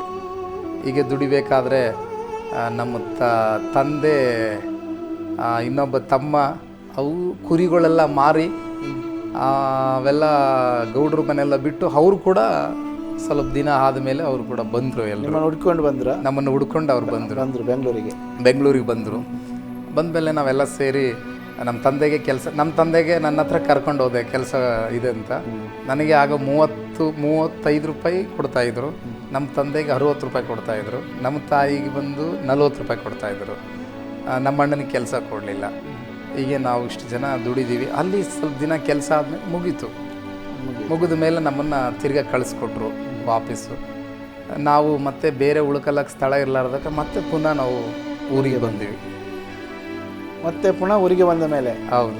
ಮತ್ತೆ ಆ ಸಮಯದಲ್ಲಿ ನಿಮಗೆ ಒಂದು ಪ್ರಾಯ ಅಂತ ಹೇಳಿದ್ರೆ ಒಂದು 14-15 ವರ್ಷ. ನನಗೆ ಆಗ 15 ವರ್ಷ ಆಗಿರ್ಬೋದು. ಮುಂದೆ ಮತ್ತೆ ನೀವು ಊರಿಗೆ ಬಂದ ಮೇಲೆ ಪುನಃ ನೀವು ಊರಲ್ಲೇ ಇದ್ದೀರಾ ಅಲ್ಲ ಬೇರೆ ಕಡೆಯಲ್ಲಿ ಆಗಿ ಹೋಗಿದ್ದೀರಾ? ಮತ್ತೆ ನಾವು ಪುನಃ ಬೆಂಗಳೂರಿಗೆ ಬಂದ್ವಿ. ಬೆಂಗಳೂರಿಗೆ ಬಂದ್ವಿ. ಎಷ್ಟು ಊರಲ್ಲಿ ಹೋಗಿ 1 ತಿಂಗಳ ಸಮಯ ಕಳೆದ್ವಿ. ಇಲ್ಲಿಂದ ಕುಟುಂಬವಾಗಿ ಪುನಃ ಹೋದ್ರೆ ಬೆಂಗಳೂರಿಗೆ? ಹೌದು, ಕುಟುಂಬ ಹೋದ್ಮೇಲೆ ನಾನು ತಾಯಿನ, ತಮ್ಮನ, ತಂಗಿನ ಅವ್ರನ್ನೆಲ್ಲ ಬಿಟ್ಟು ನಾನು, ನನ್ನ ತಂದೆ, ನಮ್ಮ ಅಣ್ಣ 3 ಜನ ನಾವು ಬೆಂಗಳೂರಿಗೆ ಪುನಃ ಬಂದ್ವಿ. ವಾಪಸ್ಗೆ ಬೆಂಗಳೂರಿಗೆ ಬಂದು ಒಂದು ಸ್ಥಳದಲ್ಲಿ ಕೆಲಸ ಕೆಳ್ಕೊಂಡು ಅಲ್ಲಿ ನಾವು ದುಡಿಯೋದಕ್ಕೆ ಪ್ರಾರಂಭ ಮಾಡಿದ್ದೀವಿ. ಅಲ್ಲಿ ಒಂದು ಕಂಪನಿಯಲ್ಲಿ ಕೆಲಸ ಮಾಡಿದ್ದೀವಿ. ಅಲ್ಲೇ ನಮಗೆ ಒಳ್ಳೆ ಕೆಲಸ ಕೊಟ್ಟರು. ಅಂದರೆ ಅದೇ ಕೆಲಸನೇ ಸ್ವಲ್ಪ ಅವ್ರಿಗೆ ಅವ್ರಿಗೆ ಬೇಕಾಗಿತ್ತು ಕೆಲಸದವರು. ಆ ಟೈಮಲ್ಲೇ ನಾವು ಹೋಗಿದ್ದೀವಿ. ಅವಾಗ ಹುಡ್ಕೊಂಡು ಅವಾಗ ನಮಗೆ ಕೆಲಸ ಕೊಟ್ಟರು ಅವರು. ಕೆಲಸ ಕೊಟ್ಟು ನಾವು ಹೀಗೆ ಅಲ್ಲಿ ನಾವು ದುಡಿತಾ ಹೋದ್ವಿ. ಆಮೇಲೆ ನಮ್ಮ ತಾಯಿನ ಕರೆಸ್ಕೊಂಡ್ವಿ. ಆಮೇಲೆ ನಮ್ಮ ತಮ್ಮದವ್ರನ್ನೆಲ್ಲ ಬಂದ್ವಿ. ನಾವು ಅಲ್ಲೇ ಉಳ್ಕೊಂಡಿವಿ. ಆಗ ಮತ್ತು ಮುಂದೆ ಬ್ರದರ್, ನೀವು ಈ ಒಂದು ಸಣ್ಣ ಪ್ರಾಯದಲ್ಲಿ ಈ ಎಲ್ಲ ಕಷ್ಟ ಮಾಡಿ, ಯಾಕಂದರೆ ನೀವು ಪುನಃ ಬೆಂಗಳೂರು ಪಟ್ಟಣ, ಮತ್ತು ನಿಮ್ಮ ಪ್ರಾಯ ಕೂಡ ಮತ್ತೆ ಒಂದು ಯೌವನ ಪ್ರಾಯ ಬಂತು. ಹೌದು. ಯಾಕಂದರೆ 15 ವರ್ಷ 16 ವರ್ಷದಲ್ಲಿ ನೀವು ಪುನಃ ಬೆಂಗಳೂರು ಪಟ್ಟಣಕ್ಕೆ ಹೋಗಿ ಕೆಲಸ ಮಾಡೋ ಒಂದು ಕಂಪನಿಯಲ್ಲಿ ಆ ಒಂದು ಯೌವನ ಪ್ರಾಯ, ನಿಮ್ಮ ಆ ಒಂದು ಯೌವನ ಪ್ರಾಯದ ಜೀವಿತ ಹೇಗಿತ್ತು ಬ್ರದರ್? ಯಾಕಂದರೆ ಸಣ್ಣ ಪ್ರಾಯ ಅಂತ ಕೇಳುವಾಗಲೇ ನಿಮ್ಮದು ಯೌವನದ ಪ್ರಾಯದ ಒಂದು ಕಷ್ಟ, ಯೌವನ ಪ್ರಾಯದಲ್ಲಿ ಆಗುವಂಥ ಜೀವಿತದಲ್ಲಿ ಆಗುವಂಥ ಘಟನೆ ಅದು ನಿಮ್ಮ ಸಣ್ಣ ಪ್ರಾಯದಲ್ಲಿ ಆಗಿದೆ. ಆದರೂ ಒಂದು ಯೌವನ ಪ್ರಾಯ ಬರುವಾಗ ನಿಮಗೆ, ಯಾಕಂದರೆ ಸಣ್ಣ ಪ್ರಾಯ ಇರುವಾಗ ಅವ್ರು ಹೇಳಿದ್ದನ್ನು ನಾವು ಮಾಡಬೇಕು, ಅವ್ರು ಕೊಟ್ಟ ಪೆಟ್ಟನ್ನು ತಿನ್ನಬೇಕು, ಅವ್ರು ಕೊಟ್ಟ ಅನ್ನವನ್ನು ತಿನ್ನಬೇಕು, ಆ ರೀತಿಯೆಲ್ಲ ಪರಿಸ್ಥಿತಿ ಇತ್ತು. ಯಾಕೆ ದೊಡ್ಡದಾದ ಮೇಲೆ ನಿಮಗೆ, ಯಾಕೆಂದರೆ ಆ ಸಮಯದಲ್ಲಿ ಯೌವನ ಆದ ಮೇಲೆ ಸ್ವಲ್ಪ ನಮಗೆ ಎಲ್ಲಿಯಾದರೂ ಹೋಗಿ ಕೆಲಸ ಮಾಡಲಿಕ್ಕೆ ನಮಗೆ ಇದು ಉಂಟು ಅಥವಾ ಇದು ಅಲ್ಲ ಬೇರೆ ಆ ರೀತಿಯ ಒಂದು ಭಾವನೆ ಬರ್ತದೆ. ಮತ್ತು ಒಂದು 4 ಪರಿಚಯ ಆಗ್ತದೆ. ದೊಡ್ಡವರಾದ ಮೇಲೆ 4 ಜನ ಪರಿಚಯ ಆಗ್ತದೆ. ಸಣ್ಣವರ ಜೊತೆ ಯಾರು ಪರಿಚಯ ಮಾಡಿಕೊಳ್ಳಲ್ಲ. ಸಣ್ಣವರ ಹತ್ರ ಯಾರು ಬರಲ್ಲ, ಇವರಿಂದ ಏನಾಗ್ತದೆ. ದೊಡ್ಡದಾದ ಮೇಲೆ ನಿಮ್ಮ ಒಂದು ಯೌವನ ಪ್ರಾಯದ ಜೀವಿತ ಹೇಗಿತ್ತು ಬ್ರದರ್? ನಾನು ಹಾಗೆ ನೀವು ಹೇಳ್ದಂಗೆ 15 ವರ್ಷ ನನಗೆ ಆಗಿತ್ತು ಅವಾಗ. ಅಂದರೆ ಅಷ್ಟು ನಮಗೆ ಜನರಲ್ ನಾಲೆಜ್ ಇರಲಿಲ್ಲ ನಮಗೆ. ಯಾಕೆಂದರೆ ಅದೇ ನೀವು ಸ್ಕೂಲಿಗೆ ಹೋಗಿಲ್ಲ, ಬೇರೆ ಇಲ್ಲಿ ಬಿಟ್ಟರೆ ನಮಗೆ ಕೆಲಸ ಬೇರೆ ಕಡೆ ಕೊಡೋಂಗಿಲ್ಲ ಎಂಬ ರೀತಿಲಿ ಇತ್ತು. ಅವರಲ್ಲೇ ನಾವು ಕೆಲಸ ಮಾಡಬೇಕಾದ್ರೆ ಕೆಲಸ ಕೊಟ್ಟಂಥ ನಮಗೆ ದಣಿ ಭಾಳಷ್ಟು ಕೂಡ ಹಿಂಸೆ ಮಾಡಿದ. ಅವಾಗ ಕುಡಿದು ನೈಟ್ ಬಂದು ನಮ್ಮನ್ನು ಖಾಲಿ ಮಾಡಬೇಕಂತ ಕಿರುಕುಳ ಕೊಡ್ತಾ ಇದ್ದ. ಅವನು ಏನಂತವನೇ ಅದೆಲ್ಲ ಅನ್ಸ್ಕೋಬೇಕು, ಏನು ಬೈತವನೋ ಬೇಯಿಸ್ಕೋಬೇಕು. ನೈಟ್ ಬಂದು ಕೆಲಸ ಹಚ್ಚಿದ್ರೆ ನಾವು ಕೆಲಸ ಮಾಡಬೇಕು. ಅವಾಗ ಇಲ್ಕಂದರೆ ಖಾಲಿ ಮಾಡ್ರಂತ ಬೈತಾ ಇದ್ದ. ಹೀಗೆ ನಮ್ಗೆ ಆತನು ಟಾರ್ಚರ್ ಕೊಟ್ಟದ್ದು ಉಂಟು. ಸ್ವಲ್ಪ ವರ್ಷಗಳು ಆದಮೇಲೆ ಹೀಗೆ ಒಂದು 16 ವರ್ಷಗಳು ನನಗೆ ಏಜ್ ಆಯಿತು ಅವಾಗ. ಆಮೇಲೆ 16-17 ಗಂಟೆನೂ ನಾನು ಬಂದೆ. ಆವಾಗ ಆತನಿಗೆ ಸ್ವಲ್ಪ ಆತನಲ್ಲೇ ದುಡಿದಿದ್ದೀವಿ. ಆವಾಗ ನಮ್ಮನ್ನು ತುಂಬ ಸ್ವಲ್ಪ ರೆಸ್ಪೆಕ್ಟ್ ಕೊಡೋಕ್ಕೆ ಪ್ರಾರಂಭ ಮಾಡಿದ. ಬ್ರದರ್, ನೀವು ಈ ಒಂದು ಸಣ್ಣ ಪ್ರಾಯದಿಂದ ಈ ಕಷ್ಟಪಟ್ಟು, ಯಾಕೆಂದರೆ ನೀವು ಸಣ್ಣ ಪ್ರಾಯದಿಂದಲೇ ಹೇಳುವಂಥ ಒಂದು ಕಷ್ಟದ ಜೀವಿತ, ಯಾಕಂದರೆ ಇನ್ನೊಬ್ಬರ ಮನೆ ಜೀತದಾಳು ಆಗಿ ಅಲ್ಲಿ ಕೂಡ ಅಂಥ ಒಂದು ಅವ್ರು ಕೊಟ್ಟ ಆಹಾರವನ್ನು ಎಷ್ಟೋ ದಿನದ ಆಹಾರವನ್ನು ಕೊಟ್ಟು ತಿಂದು ಪುನಃ ನೀವು ಬೆಂಗಳೂರು ಪಟ್ಟಣಕ್ಕೆ ಅಲ್ಲಿ ಹೋಗಿ ಕೆಲಸ ಮಾಡಿ ಈ ಎಲ್ಲ ಜೀವಿತದಲ್ಲಿ ಕಷ್ಟಗಳು ಈ ಎಲ್ಲ ಆಗಿರುವಂಥ ಸಮಯದಲ್ಲಿ ನೀವು ಯೇಸು ಸ್ವಾಮಿಯನ್ನು ಸ್ವಂತ ರಕ್ಷಕನಾಗಿ ಅಂಗೀಕರಿಸಿದ್ದು ಯಾವಾಗ? ರಕ್ಷಣೆ ಹೊಂದಿದ್ದು ಹೇಗೆ? ಇದು ಹೇಗಂತಂದರೆ, ನಮ್ಮೂರಲ್ಲಿ ನಮಗೆ ದೂರದ ರಿಲೇಟಿವ್ ಅಂತ ಒಬ್ಬ ಮಾಮ ಆಗಬೇಕು. ಅವ್ರು ನಮಗೆ ಮಾಮ ಆಗಬೇಕು. ಅವರು ಏನು ಮಾಡಿದರು, ಯೇಸು ಸ್ವಾಮಿ ಬಗ್ಗೆ ಹಳ್ಳಿಯಲ್ಲಿ ನಾವು ಹುಟ್ಟು ಕ್ರೈಸ್ತರು. ಹೌದು, ಹುಟ್ಟು ಕ್ರೈಸ್ತರು. ನಾವು ಹುಟ್ಟು ಕ್ರೈಸ್ತರು ಆಗಿರೋದ್ರಿಂದ ನಮಗೆ ಯಾವ ದೇವರು ವಾಕ್ಯಗಳಾಗಲಿ, ಪ್ರಾರ್ಥನೆ ಜೀವಿತ ಆಗಲಿ, ಆಮೇಲೆ ಚರ್ಚಿಗೆ ಹೋಗೋದಾಗಲಿ ನಮಗೆ ಅದು ಇರಲಿಲ್ಲ. ನಾವು ಯಾವಾಗಂದರೆ ಕ್ರಿಸ್ಮಸ್ ಹಬ್ಬ ಬಂದಾಗ ಮಾತ್ರ ನಾವು ಚರ್ಚಿಗೆ ಎಂಟ್ರಿ ಕೊಡ್ತಿದ್ದೀವಿ ಹೊರತಾಗಿ ಇಲ್ಕಂದ್ರೆ ನಾವು ಹೋಗ್ತಾ ಇರಲಿಲ್ಲ. ಅದು ಹೇಗೆ ಅಂದರೆ ನಮ್ಮ ತಂದೆ ತಾಯಿಗಳಾದರೂ ಹಾಗೆ, ನಾವು ಕೂಡ ಹಾಗೆ ಬದುಕೊಂಡು ಬಂದಿವಿ. ಆವಾಗ ನಮ್ಮೂರಲ್ಲಿ ಒಬ್ಬರು ಮಾಮ ಅಂತ ಹೇಳಿದೆ ನಾನು ಆಗಲೇ, ಆ ವ್ಯಕ್ತಿ ಆ ಊರಿನಲ್ಲಿ ಕ್ರಿಸ್ಮಸ್ ಹಬ್ಬಗಳಿಗೆ ಈ ಡ್ರಾಮಾ ಮಾಡ್ತಾರಲ್ವ, ಅದರಲ್ಲಿ ಅದನ್ನು ಸೇರ್ಕೊಂಡಿದ್ದ ಭಾಳಷ್ಟು ವರ್ಷಗಳು ಸೇರಿಕೊಳ್ತಾ ಇದ್ದ ಆತ. ಹಾಗೆ ಆತನಿಗೆ ಡ್ರಾಮಾ ಕಲಿಸುವಾಗ, ಆ ಡ್ರಾಮಾ ಆ್ಯಕ್ಟಿಂಗ್ ಮಾಡುವಾಗ ಆತನಿಗೆ ಏನಾಯಿತೋ ಗೊತ್ತಿಲ್ಲ. ಒಂದು ದಿನ ಅವ್ರ ತಂದೆ ಹೊಲಕ್ಕೆ ಹೋಗ್ಬಿಟ್ಟು ಜಮೀನಲ್ಲಿ ಗಳೆ ಹೂಡಪ್ಪ ಅಂತ ಹೇಳಿದ. ಜಮೀನಲ್ಲಿ ಎತ್ತುಗಳು ತೊಗೊಂಡು ಗಳೆ ಹೂಡು ಅಂತ ಹೇಳಿದಾಗ ಆತನಿಗೆ ಏನಾಯಿತೋ ಗುರುತಿಲ್ಲ, ಆ ಕೆಲಸ ಅಲ್ಲೇ ಬಿಟ್ಟ. ಹೊಲದಲ್ಲಿ ಹೋಗಿ ಆ ಎತ್ತುಗಳು, ಈ ವ್ಯವಸಾಯಕ್ಕೆ ಬೇಕಾದಂಥ ಎಲ್ಲ ಸಾಮಾನು ಅಲ್ಲೇ ಬಿಟ್ಟು ಅಲ್ಲಿಂದ ಸ್ಟ್ರೈಟಾಗಿ ಆತನ ಉಡುಪಿಗೆ ಬಂದ. ಮನೆಯಲ್ಲಿ ಹೇಳದೆ ಬಂದ್ಬಿಟ್ಟ. ಬಿಟ್ಟು ಗದ್ದೆ ಕೆಲಸ ಎಲ್ಲ ಬಿಟ್ಟು ಸೀದಾ ಬಂದು ಉಡುಪಿಗೆ ಬಂದ ಆತನು. ಉಡುಪಿಗೆ ಬಂದ್ಬಿಟ್ಟು ಒಬ್ಬರು ಸೇವಕರ ಹತ್ರ ಉಳ್ಕೊಂಡ. ಆ ಸೇವಕರು ಆತನಿಗೆ ಕೆಲವೊಂದು ವಿಷಯಗಳಲ್ಲಿ ತಿಳಿಸಿ, ಆಮೇಲೆ ಆತನಿಗೆ ಓದುವುದಕ್ಕೆ ಬರೆಯುವುದಕ್ಕೆ ಸ್ವಲ್ಪ ಹೆಲ್ಪ್ ಮಾಡಿದರು. ಅದು ಆತನ ಕಲಿತ. ಆಮೇಲೂ ಮತ್ತು ದೇವ್ರ ಬಗ್ಗೆನೇ ಆತನ ತಿಳ್ಕೊಂಡ. ಹೆಚ್ಚಾಗಿ ತಿಳ್ಕೊಂಡ ಮೇಲೆ ಆತನಿಗೆ ದೇವ್ರ ಆತ್ಮನ ತಿಳಿಸಿದ್ನೋ ಏನೋ ಗೊತ್ತಿಲ್ಲ. ಆತನು ಒಂದು ದಿನ ಬೆಂಗಳೂರಿಗೆ ಬಂದಿದ್ದ. ಬೆಂಗಳೂರಿಗೆ ಬಂದಾಗ ನಾವು ಕೂಡ ಬೆಂಗಳೂರಲ್ಲಿ ಇದ್ದೀವಿ. ಆವಾಗ ಇದ್ದಾಗ ನಂದು ಫೋನ್ ನಂಬರ್ ತೆಗೆದುಕೊಂಡ ಯೇಸು ಸ್ವಾಮಿ ಬಗ್ಗೆ ಹೇಳಿದ. ಆವಾಗ ನಮಗನ್ಸಿತ್ತು, ಯೇಸು ಸ್ವಾಮಿ ಬಗ್ಗೆ ಹೇಳಂಥದ್ದೇನಿದೆ. ಇದು ಎಷ್ಟನೇ ಇಸ್ವಿಯಲ್ಲಿ ಬ್ರದರ್? ಇದು ಒಂದು 20 ವರ್ಷ ಇರ್ಬೇಕು ನನಗೆ ಏಜು. ಆಗ 20 ವರ್ಷ? 20 ವರ್ಷ, 21 ವರ್ಷ ಇರ್ಬೋದು ಆಗ. ಯೇಸು ಸ್ವಾಮಿ ಬಗ್ಗೆ ನನಗೆ ಹೇಳೋಂಥದ್ದು ಏನಿದೆ, ಯಾಕಂದ್ರೆ ನಾವು ಹುಟ್ಟು ಕ್ರೈಸ್ತರಲ್ವ, ಏನು ಹೇಳ್ತಾನೆ ಇದ್ದನು ಅಂತ ಅಂದ್ಕೊಂಡು ನಾವು ಆತನ ಸ್ವಲ್ಪ ಅಲಕ್ಷ್ಯವಾಗಿ ನಾವು ನೋಡಿದ್ದೀವಿ. ಆತನು ಹೇಳಿ ಒಂದು ದಿನ ಹೋದ ಮೇಲೆ ಆತನು ಹೋಗಿ ಆತನ ಜೊತೆಯಲ್ಲಿರುವಂಥ ಸ್ನೇಹಿತನಿಗೆ ನನ್ನ ನಂಬರ್ ಕೊಟ್ಟ. ಆತನ ಹೆಸರು ಬಂದುಬಿಟ್ಟು GK ಕೃಷ್ಣ ಪೌಲ್ ಅಂತ ಅಂತಾರೆ. ಆತನು ನನ್ನ ನಂಬರ್ ತೆಗೆದುಕೊಂಡು ನನಗೆ ಹಾಗಾಗು ಫೋನ್ ಮಾತಾಡ್ತಾ ಇದ್ದ. ಈಗ ನಿಮ್ಮ ಮಾಮ ನನಗೆ ನಂಬರ್ ಕೊಟ್ಟಿದ್ದಾನೆ, ಆಮೇಲೂ ಹೇಗಿದ್ದೀರಾ, ಚೆನ್ನಾಗಿದ್ದೀರಾ ಅಂತ. ಚೆನ್ನಾಗಿದ್ದೀವಿ ಅಂತ ಹೇಳ್ತಿದ್ದೀವಿ. ನನಗೆ ಅಂದ್ಕೊಂಡೆ, ಈತನ ಯಾಕೆ ಇಷ್ಟೊತ್ತು ಫೋನ್ ಮಾಡ್ತಾವನೆ? ಬೇರೆಯವರು ಯಾರು ನಮ್ಮ ನೆಂಟರು ಫೋನ್ ಮಾಡೋಂಗಿಲ್ಲ, ನಮ್ಮ ಫ್ರೆಂಡ್ಸ್ಗಳು ಫೋನ್ ಮಾಡೋಂಗಿಲ್ಲ, ಈತನ ಯಾಕೆ ನನಗೆ ಇಷ್ಟಂತ ಫೋನ್ ಮಾಡ್ತಾನೆ ಅಂತೇಳಿ ಕೆಲವೊಂದು ಟೈಮಲ್ಲಿ ಆತನ ಮೇಲೆ ಬೇಜಾರು ಮಾಡ್ಕೋದು ಉಂಟು. ಆತನ ಹಾಗೆ ಮಾಡ್ತಾ ಇದ್ದ. ಆಮೇಲೂ ಸರಿ, ಆತನು ಮಾಡುವಂಥ ಸಮಯದಲ್ಲಿ ಆತ ಮಾಡಿ ಒಂದೊಂದು ವಾರಕ್ಕೊಂದು ಟೈಮ್ ಮಾಡ್ತಿದ್ದ, ವಾರಕ್ಕೆ 2 ಟೈಮ್ ಮಾಡ್ತಾಯಿದ್ದ. ನಾವು ಮಾತಾಡ್ಕೊಂಡು ಹೀಗೆ ಒಂದು ಫ್ರೆಂಡ್ಲಿ ಬೆಳೀತೀನಿ ನಮಗೆ ಅವ್ರ ಮಧ್ಯದಲ್ಲಿ. ನಾನು ಅಲ್ಲಿ ಬೆಂಗಳೂರಲ್ಲಿ ಸುಮಾರು ನನಗೆ 21-22 ಏಜ್ ಇರ್ಬೋದು. ಯಾಕಂದರೆ ನಾನು ಓದಿಲ್ವಲ್ಲ, ಕರೆಕ್ಟಾಗಿ ಅದು ದಿನಗಳು ಹೇಳೋದಕ್ಕೆ ನನಗೆ ಕಷ್ಟ ಆಗುತ್ತೆ. ಆ ಒಂದು ಸಮಯದಲ್ಲಿ ನನಗೆ ಏನಾಯಿತು, ಕೆಲಸಗಳು ಹಿಡಿದು ಮಾಡಿಸುವಂಥ ಜ್ಞಾನ ನನಗೆ ಬಂತು.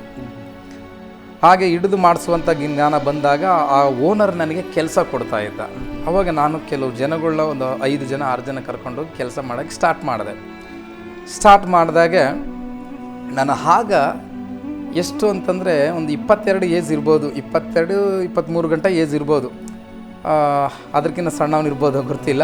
ಆ ಟೈಮಲ್ಲಿ ಕೆಲಸ ಹಿಡಿದು ಮಾಡಿಸ್ಬೇಕಾದ್ರೆ ನನಗೆ ಮನೆಗೆ ನಮ್ಮ ತಂದೆ ದುಡಿಯೋದು 1000 ರೂಪಾಯಿ, ನನ್ನ ತಾಯಿ ದುಡಿಯೋದು 600 ರೂಪಾಯಿ, ನಮ್ಮ ಅಣ್ಣ ದುಡಿಯೋದು 700-800-1000 ರೂಪಾಯಿ ದುಡಿತಾ ಇದ್ದ. ಇವಾಗ ನನಗೆ ಕೆಲಸ ಹಿಡಿದು ಮಾಡಿಸುವಾಗ ತುಂಬ ಆದಾಯ ಬರ್ತಾಯಿತ್ತು.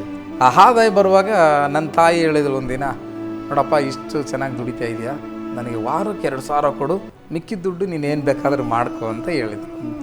ಅವಾಗ ನಾನು ಅಂದ್ಕೊಂಡೆ, ಸರಿ ಆಯಿತು ಕೊಡ್ತೀನಿ ಬಿಡು ಅಂತೇಳಿ ನಾನು ಕೊಡೋದಕ್ಕೆ ಪ್ರಾರಂಭ ಮಾಡಿದೆ. ಆವಾಗ ನನಗೆ ಎಷ್ಟು ದುಡ್ಡು ಅಂತಂದರೆ ಒಂದು ವಾರಕ್ಕೆ 10,000, 15,000, 20,000, 5,000 ಒಂದು ವಾರಕ್ಕೆ ನಾನು ಸಂಪಾದನೆ ಮಾಡ್ತಾಯಿದ್ದೆ. ನಾನು ಆ ಸಂಪಾದನೆ ಮಾಡುವಾಗ ಮನೆಗೆ 2,000 ಕೊಡ್ತಾಯಿದ್ದೆ, ಮಿಕ್ಕಿದ ದುಡ್ಡೆಲ್ಲ ನಾನೇ ಇಟ್ಕೊಳ್ತಿದ್ದೆ. ಅದು ಹೇಗೆ ನಾನು ಆವಾಗ ನಾನು ಕೆಲವು ದಿನಗಳು ಕೊಡುತ್ತಾ ಬಂದಾಗ ನನ್ನ ತಾಯಿ ನನಗೆ ಒಂದು ಬೈಕ್ ಕೊಡಿಸಿದ್ರು. ಆವಾಗ ತನ್ನ ದುಡ್ಡಿಂದ ಹಾಕಿ ಒಂದು ಬೈಕ್ ಕೊಡಿಸಿದ್ರು. ಬೈಕ್ ಬಂತು, ಆಮೇಲೆ ದುಡ್ಡು ಚೆನ್ನಾಗಿ ಬರ್ತಾಯಿತ್ತು. ಆ ದುಡ್ಡೆಲ್ಲ ನಾನು ತುಂಬ ಕುಡಿಯೋದಕ್ಕೆ ಪ್ರಾರಂಭ ಮಾಡಿದೆ. ಫ್ರೆಂಡ್ಗಳು ಎಲ್ಲ ಜಾಸ್ತಿ ಫ್ರೆಂಡ್ಗಳು ಕೂಡ ಇದ್ರ? ಭಾಳಷ್ಟು ಜನ ಫ್ರೆಂಡ್ಸ್ಗಳು ನನಗೆ ಬೆಂಗಳೂರಲ್ಲಿ ಪರಿಚಯ ಆದರು ಅವಾಗ. ಆಗಲ್ಲಿ ಕುಡಿಯುವ ಅಭ್ಯಾಸ ಎಲ್ಲ ಪ್ರಾರಂಭ ಮಾಡಿಕೊಂಡು? ಹೌದು, ಎಲ್ಲರ ಜೊತೆಲಿ ನಾನು ಕುಡಿಯೋದಕ್ಕೆ ಪ್ರಾರಂಭ ಮಾಡಿದೆ. ಅವ್ರ ಹತ್ರ ದುಡ್ಡು ಇರ್ತಾ ಇರಲಿಲ್ಲ, ನಾನೇ ಅವ್ರನ್ನ ಕರ್ಕೊಂಡೋಗಿ ಚೆನ್ನಾಗಿ ಕುಡಿಬೇಕು, ಅವ್ರ ಜೊತೆಯಲ್ಲಿ ಚೆನ್ನಾಗಿ ಕುಡಿಬೇಕು. ಆಮೇಲೆ ನೆಕ್ಸ್ಟು ಈ ಹುಡುಗಿಯವರೆಲ್ಲ ಡ್ಯಾನ್ಸ್ ಹೊಡಿತಾ ಇರ್ತಾರೆ, ಈ ಹೌದು ಡ್ಯಾನ್ಸ್ ಬಾರ್. ಅದರಲ್ಲಿ ಒಂದು ಬೀರ್ಗೆ ಹೊರಗಡೆ 50 ರೂಪಾಯಿ ಇದ್ರೆ ಅಲ್ಲಿ 150, 200 ಆ ಥರ ಇರ್ತಿತ್ತು. ಅಂಥ ಅಲ್ಲಿಗೆಲ್ಲ ನಮ್ಮ ಸ್ನೇಹಿತರನ್ನ ನಾನು ಕರ್ಕೊಂಡೋಗಿ ಕುಡಿದು ನಾನು ಹೀಗೆ ಬರೋದಕ್ಕೆ ಪ್ರಾರಂಭ ಮಾಡಿದೆ. ಆಮೇಲೂ ಈ ಪಾಸ್ಟ್ರು ನನಗೆ ಬರೀ ಫೋನ್ ಮೂಲಕ ಮಾತಾಡ್ತಾಯಿದ್ರು. ಆಮೇಲೂ ಈ ನಮ್ಮ ಮಾಮ ಅಂತ ಹೇಳಿದೆ ನೋಡಿ, ಅವರು ಮತ್ತೊಂದು ಟೈಮ್ ಬಂದು ನನಗೆ ಭೇಟಿ ಮಾಡಿದಾಗ ಅವ್ರಾಗೆ ಸ್ವಾಮಿ ಬಗ್ಗೆ ಹೇಳ್ತಾಯಿದ್ರು. ಸರಿ ಒಳ್ಳೇದು ಅಂತ ಹೇಳ್ಬಿಟ್ಟು ಬನ್ನಿ ಹೋಗೋಣ ಬಾರಿಗೆ ಅಂತೇಳಿ ಅವ್ರನ್ನೂ ಕರ್ಕೊಂಡು ಹೋಗ್ತಾಯಿದ್ದೆ. ಅವರು ಇಲ್ಲಪ್ಪ ನಾನು ಕುಡಿಯೋಂಗಿಲ್ಲ, ನೀನು ಬೇಕಾದ್ರೆ ಕುಡ್ಕ, ನಾನು ಬೇಕಾದ್ರೆ ಊಟ ಮಾಡ್ತೀನಿ, ನನಗಾಗಂಗಿಲ್ಲ. ಇಲ್ಲ ನೀವು ಕುಡಿಲೇಬೇಕಂತ ಅವರು ಒಪ್ಪಲಿಲ್ಲ. ನೋಡು ನೀನು ಮಲ್ಲಿಗೆ ಬಾರಂದ್ರೆ ನಾನು ಬರ್ತೀನಿ, ಈ ಥರ ಮಾಡೋಂಗಿಂತ ನಾನು ಬರೋಕ್ಕೆ ಹೋಗಲ್ಲ, ನಿನ್ನ ಸಂಬಂಧನೂ ಬೇಡ, ನಿನ್ನ ಜೊತೆ ಮಾತಾಡೋದು ಬೇಡ ಅಂತ ಅವರು ಸ್ಟ್ರಿಕ್ಟಾಗಿ ಹೇಳಿದರು. ಅವಾಗ ನಾನು ಅಂದ್ಕೊಂಡೆ ಸರಿ ಆಯ್ತು ಬೇಡ ಬಿಡಪ್ಪ, ನೀನು ಊಟ ಮಾಡುತ್ತಲ್ಲ ಸರಿ ಊಟ ಮಾಡಂತೇಳಿ ನಾವು ಕೂಡ ಕುಡಿದು ಬರ್ತಿದ್ವಿ. ಅವರು ಸುವಾರ್ತೆ ಹೇಳ್ತಿದ್ರು ಮತ್ತು ಹೋಗ್ತಿದ್ರು. ನಾನು ಅಂದುಕೊಳ್ತಾ ಇದ್ದೆ ಈ ಸೇವಕರು ಬರೋದು ಕಾಣಿಕೆಗೋಸ್ಕರ ಹೊರತಾಗಿ ಬೇರೆ ಏನಕ್ಕೂ ಬರೋಂಗಿಲ್ಲ. ಸರಿ ಆಯಿತು, ಕುಡಿದು ನಿಷೇಧದಲ್ಲಿ ಚೆನ್ನಾಗಿ ಅವ್ರಿಗೆ 1000, 500, 2000 ಗಂಟೆ ಕಾಣಿಕೆ ಕೊಟ್ಟು ಕಳಿಸ್ಬಿಡೋದು, ಅವ್ರು ಹೋಗ್ಬಿಡ್ತಿದ್ರು.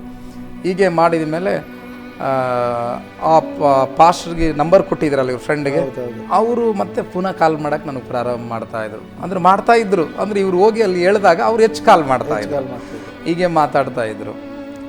ನಾನು ಬೆಂಗಳೂರಿಂದ ಒಂದು 35 ಕಿಲೋಮೀಟ್ರ್ ದೂರದಲ್ಲಿ ಕೆಲಸ ಹಿಡಿದು ಮಾಡಿಸ್ತಾ ಇದ್ದೆ. ಆ ಹೈವೇ ರೋಡು ಓಡಾಡಬೇಕಾಗಿತ್ತು ಮನೆಗೆ. ನನ್ನ ಕೆಲಸಕ್ಕೆ 35 ಕಿಲೋಮೀಟ್ರ್ ದೂರದಲ್ಲಿದ್ದರಿಂದ ನಾನು ಏನು ಮಾಡ್ತಿದ್ದೆ, ಅಲ್ಲಿ ಗಂಟ ಹೋಗೋದು ಬೇಡ, ಇಲ್ಲೇ ಉಳ್ಕೋಣ ಅಂತ ಹೇಳ್ಬಿಟ್ಟು ಆ ಕೆಲಸದವ್ರನ್ನ ಒಂದು 20 ಜನ ಗಂಟ ಕೆಲಸ ಮಾಡ್ತಿದ್ರು. ಅವರು ಮತ್ತು ನಾವು ಅಲ್ಲೇ ಉಳ್ಕೋದಕ್ಕೆ ನಾನು ಪ್ರಾರಂಭ ಮಾಡಿದೆ. ಈ 20 ಜನಕ್ಕೆ ಚೆನ್ನಾಗಿ ಕೆಲಸ ಮಾಡಿಸ್ಬೇಕು. ಸಾಯಂಕಾಲ ಆದರೆ 2 ಕಿಲೋಮೀಟ್ರ್ ನಡ್ಕೊಂಡೋಗಿ ಡಾಬಾಗಳಲ್ಲಿ ಚೆನ್ನಾಗಿ ಕುಡಿಸ್ತಿದ್ದೆ, ಎಲ್ಲರಿಗೆ ಚೆನ್ನಾಗಿ ಕುಡಿಸ್ತಿದ್ದೆ. ಆಮೇಲೂ ಮತ್ತು ಅವ್ರನ್ನ ಅಲ್ಲಿಂದ ಕುಡಿದ ನಿಷೇಧಾಗ ಏನೇನೋ ಮಾತಾಡ್ಕೊಂಬಂದು ಸೇರ್ತಿದ್ವಿ ಮನೆಗೆ. ಸೇರಿದಾಗ ಏನಾಗುತ್ತಂತಂದರೆ ಅಲ್ಲಿ ಬಂದು ಸೇರಿದ ಮೇಲೆ ಕೆಲವೊಂದು ವಿಷಯಗಳೆಲ್ಲ ಮಾತಾಡಿ ಮಲ್ಕೊಳ್ತಿದ್ವಿ ಮತ್ತು ಪುನಃ ಕೆಲಸ ಮಾಡ್ತಿದ್ವಿ. ಈಗ ನಾನು ಈ 5,000, 10,000, 20,000 ನಾನು ಸಂಪಾದನೆ ಮಾಡ್ತೀನಿ ಅಂದರೆ, ಹಾಗೆ ನನ್ನ ಕೆಲಸದವರು ಇರೋದು 15 ಜನ, 20 ಜನ 10 ಜನ ಇರ್ತಿದ್ರು. ಒಂದೊಂದು ಟೈಮಲ್ಲಿ ಏರ್ಪೀರ್ ಆಗ್ತಾ ಇರ್ತದೆ ವಾರ ಬಂದಾಗ. ಹೀಗೆ ಮಾಡಬೇಕಾದ್ರೆ ನಾನು ಏನು ಮಾಡ್ತೀನಿ ಅಂದರೆ, ಆ ಕೆಲಸದ ಕೊಟ್ಟಂಥ ಮಾಲೀಕ ಇಲ್ಲಿ ಬರ್ತಾ ಇರಲಿಲ್ಲ, ಅದನ್ನು ಬರ್ತಾ ಇರಲಿಲ್ಲ. ಅಂದರೆ ವಾರಕ್ಕೊಂದ್ಸಲಿ ಪೇಮೆಂಟ್ ಕೊಡೋಕೆ ಮಾತ್ರ ಬರ್ತಿದ್ದೆ. ಅದನ್ನು ದೊಡ್ಡ ಶ್ರೀಮಂತನಾಗಿರೋದ್ರಿಂದ ಜಾಸ್ತಿ ಈ ಕೆಲಸ ಸಣ್ಣ ಹುಡುಗ ಮಾಡ್ತಾನೆ ಬಿಡು ಅಂತ ಹೇಳ್ತಿದ್ದ. ಆವಾಗ ನಾವೇನು ಮಾಡ್ತಿದ್ವಿ, ಮರಳು ಇರ್ತಿತ್ತು ಅಲ್ಲಿ, ಒಂದು ಲೋಡು ಮರಳು ಸುಮಾರು 2 ವಾರದ ಗಂಟೆ 3 ವಾರ ಗಂಟೆ ಕೆಲಸಕ್ಕೆ ಆಗ್ತಿತ್ತು. ಆದರೆ ಸರ್ ಒಂದೇ ವಾರದಲ್ಲಿ ಮರಳು ಖಾಲಿಗೆ ಹೋಗಿದೆ ಸರ್ ಅಂತ ಹೇಳ್ತಿದ್ವಿ. ಅವ್ರು ಹೌದಾ ಖಾಲಿ ಆಯ್ತಾ, ಸರಿ ಒಂದು ಕೆಲಸ ಮಾಡೋ, ಈಗ 15,000 ಹೋಗಿ ಒಂದು ಲೋಡ್ ಮರಳು ತೊಗೊಂಬ ಅಂತ ಹೇಳ್ತಿದ್ರು. ನಾವಾಗ ಮರಳು ತೊಗೊಂಬರ್ತಾ ಇರಲಿಲ್ಲ, ಆ ದುಡ್ಡು ನಾವೇ ಇಟ್ಕೊಳ್ತಿದ್ವಿ, ಯಾಕಂದ್ರೆ ಮರಳು ಇರ್ತಿತ್ತಲ್ವ ಅಲ್ಲಿ.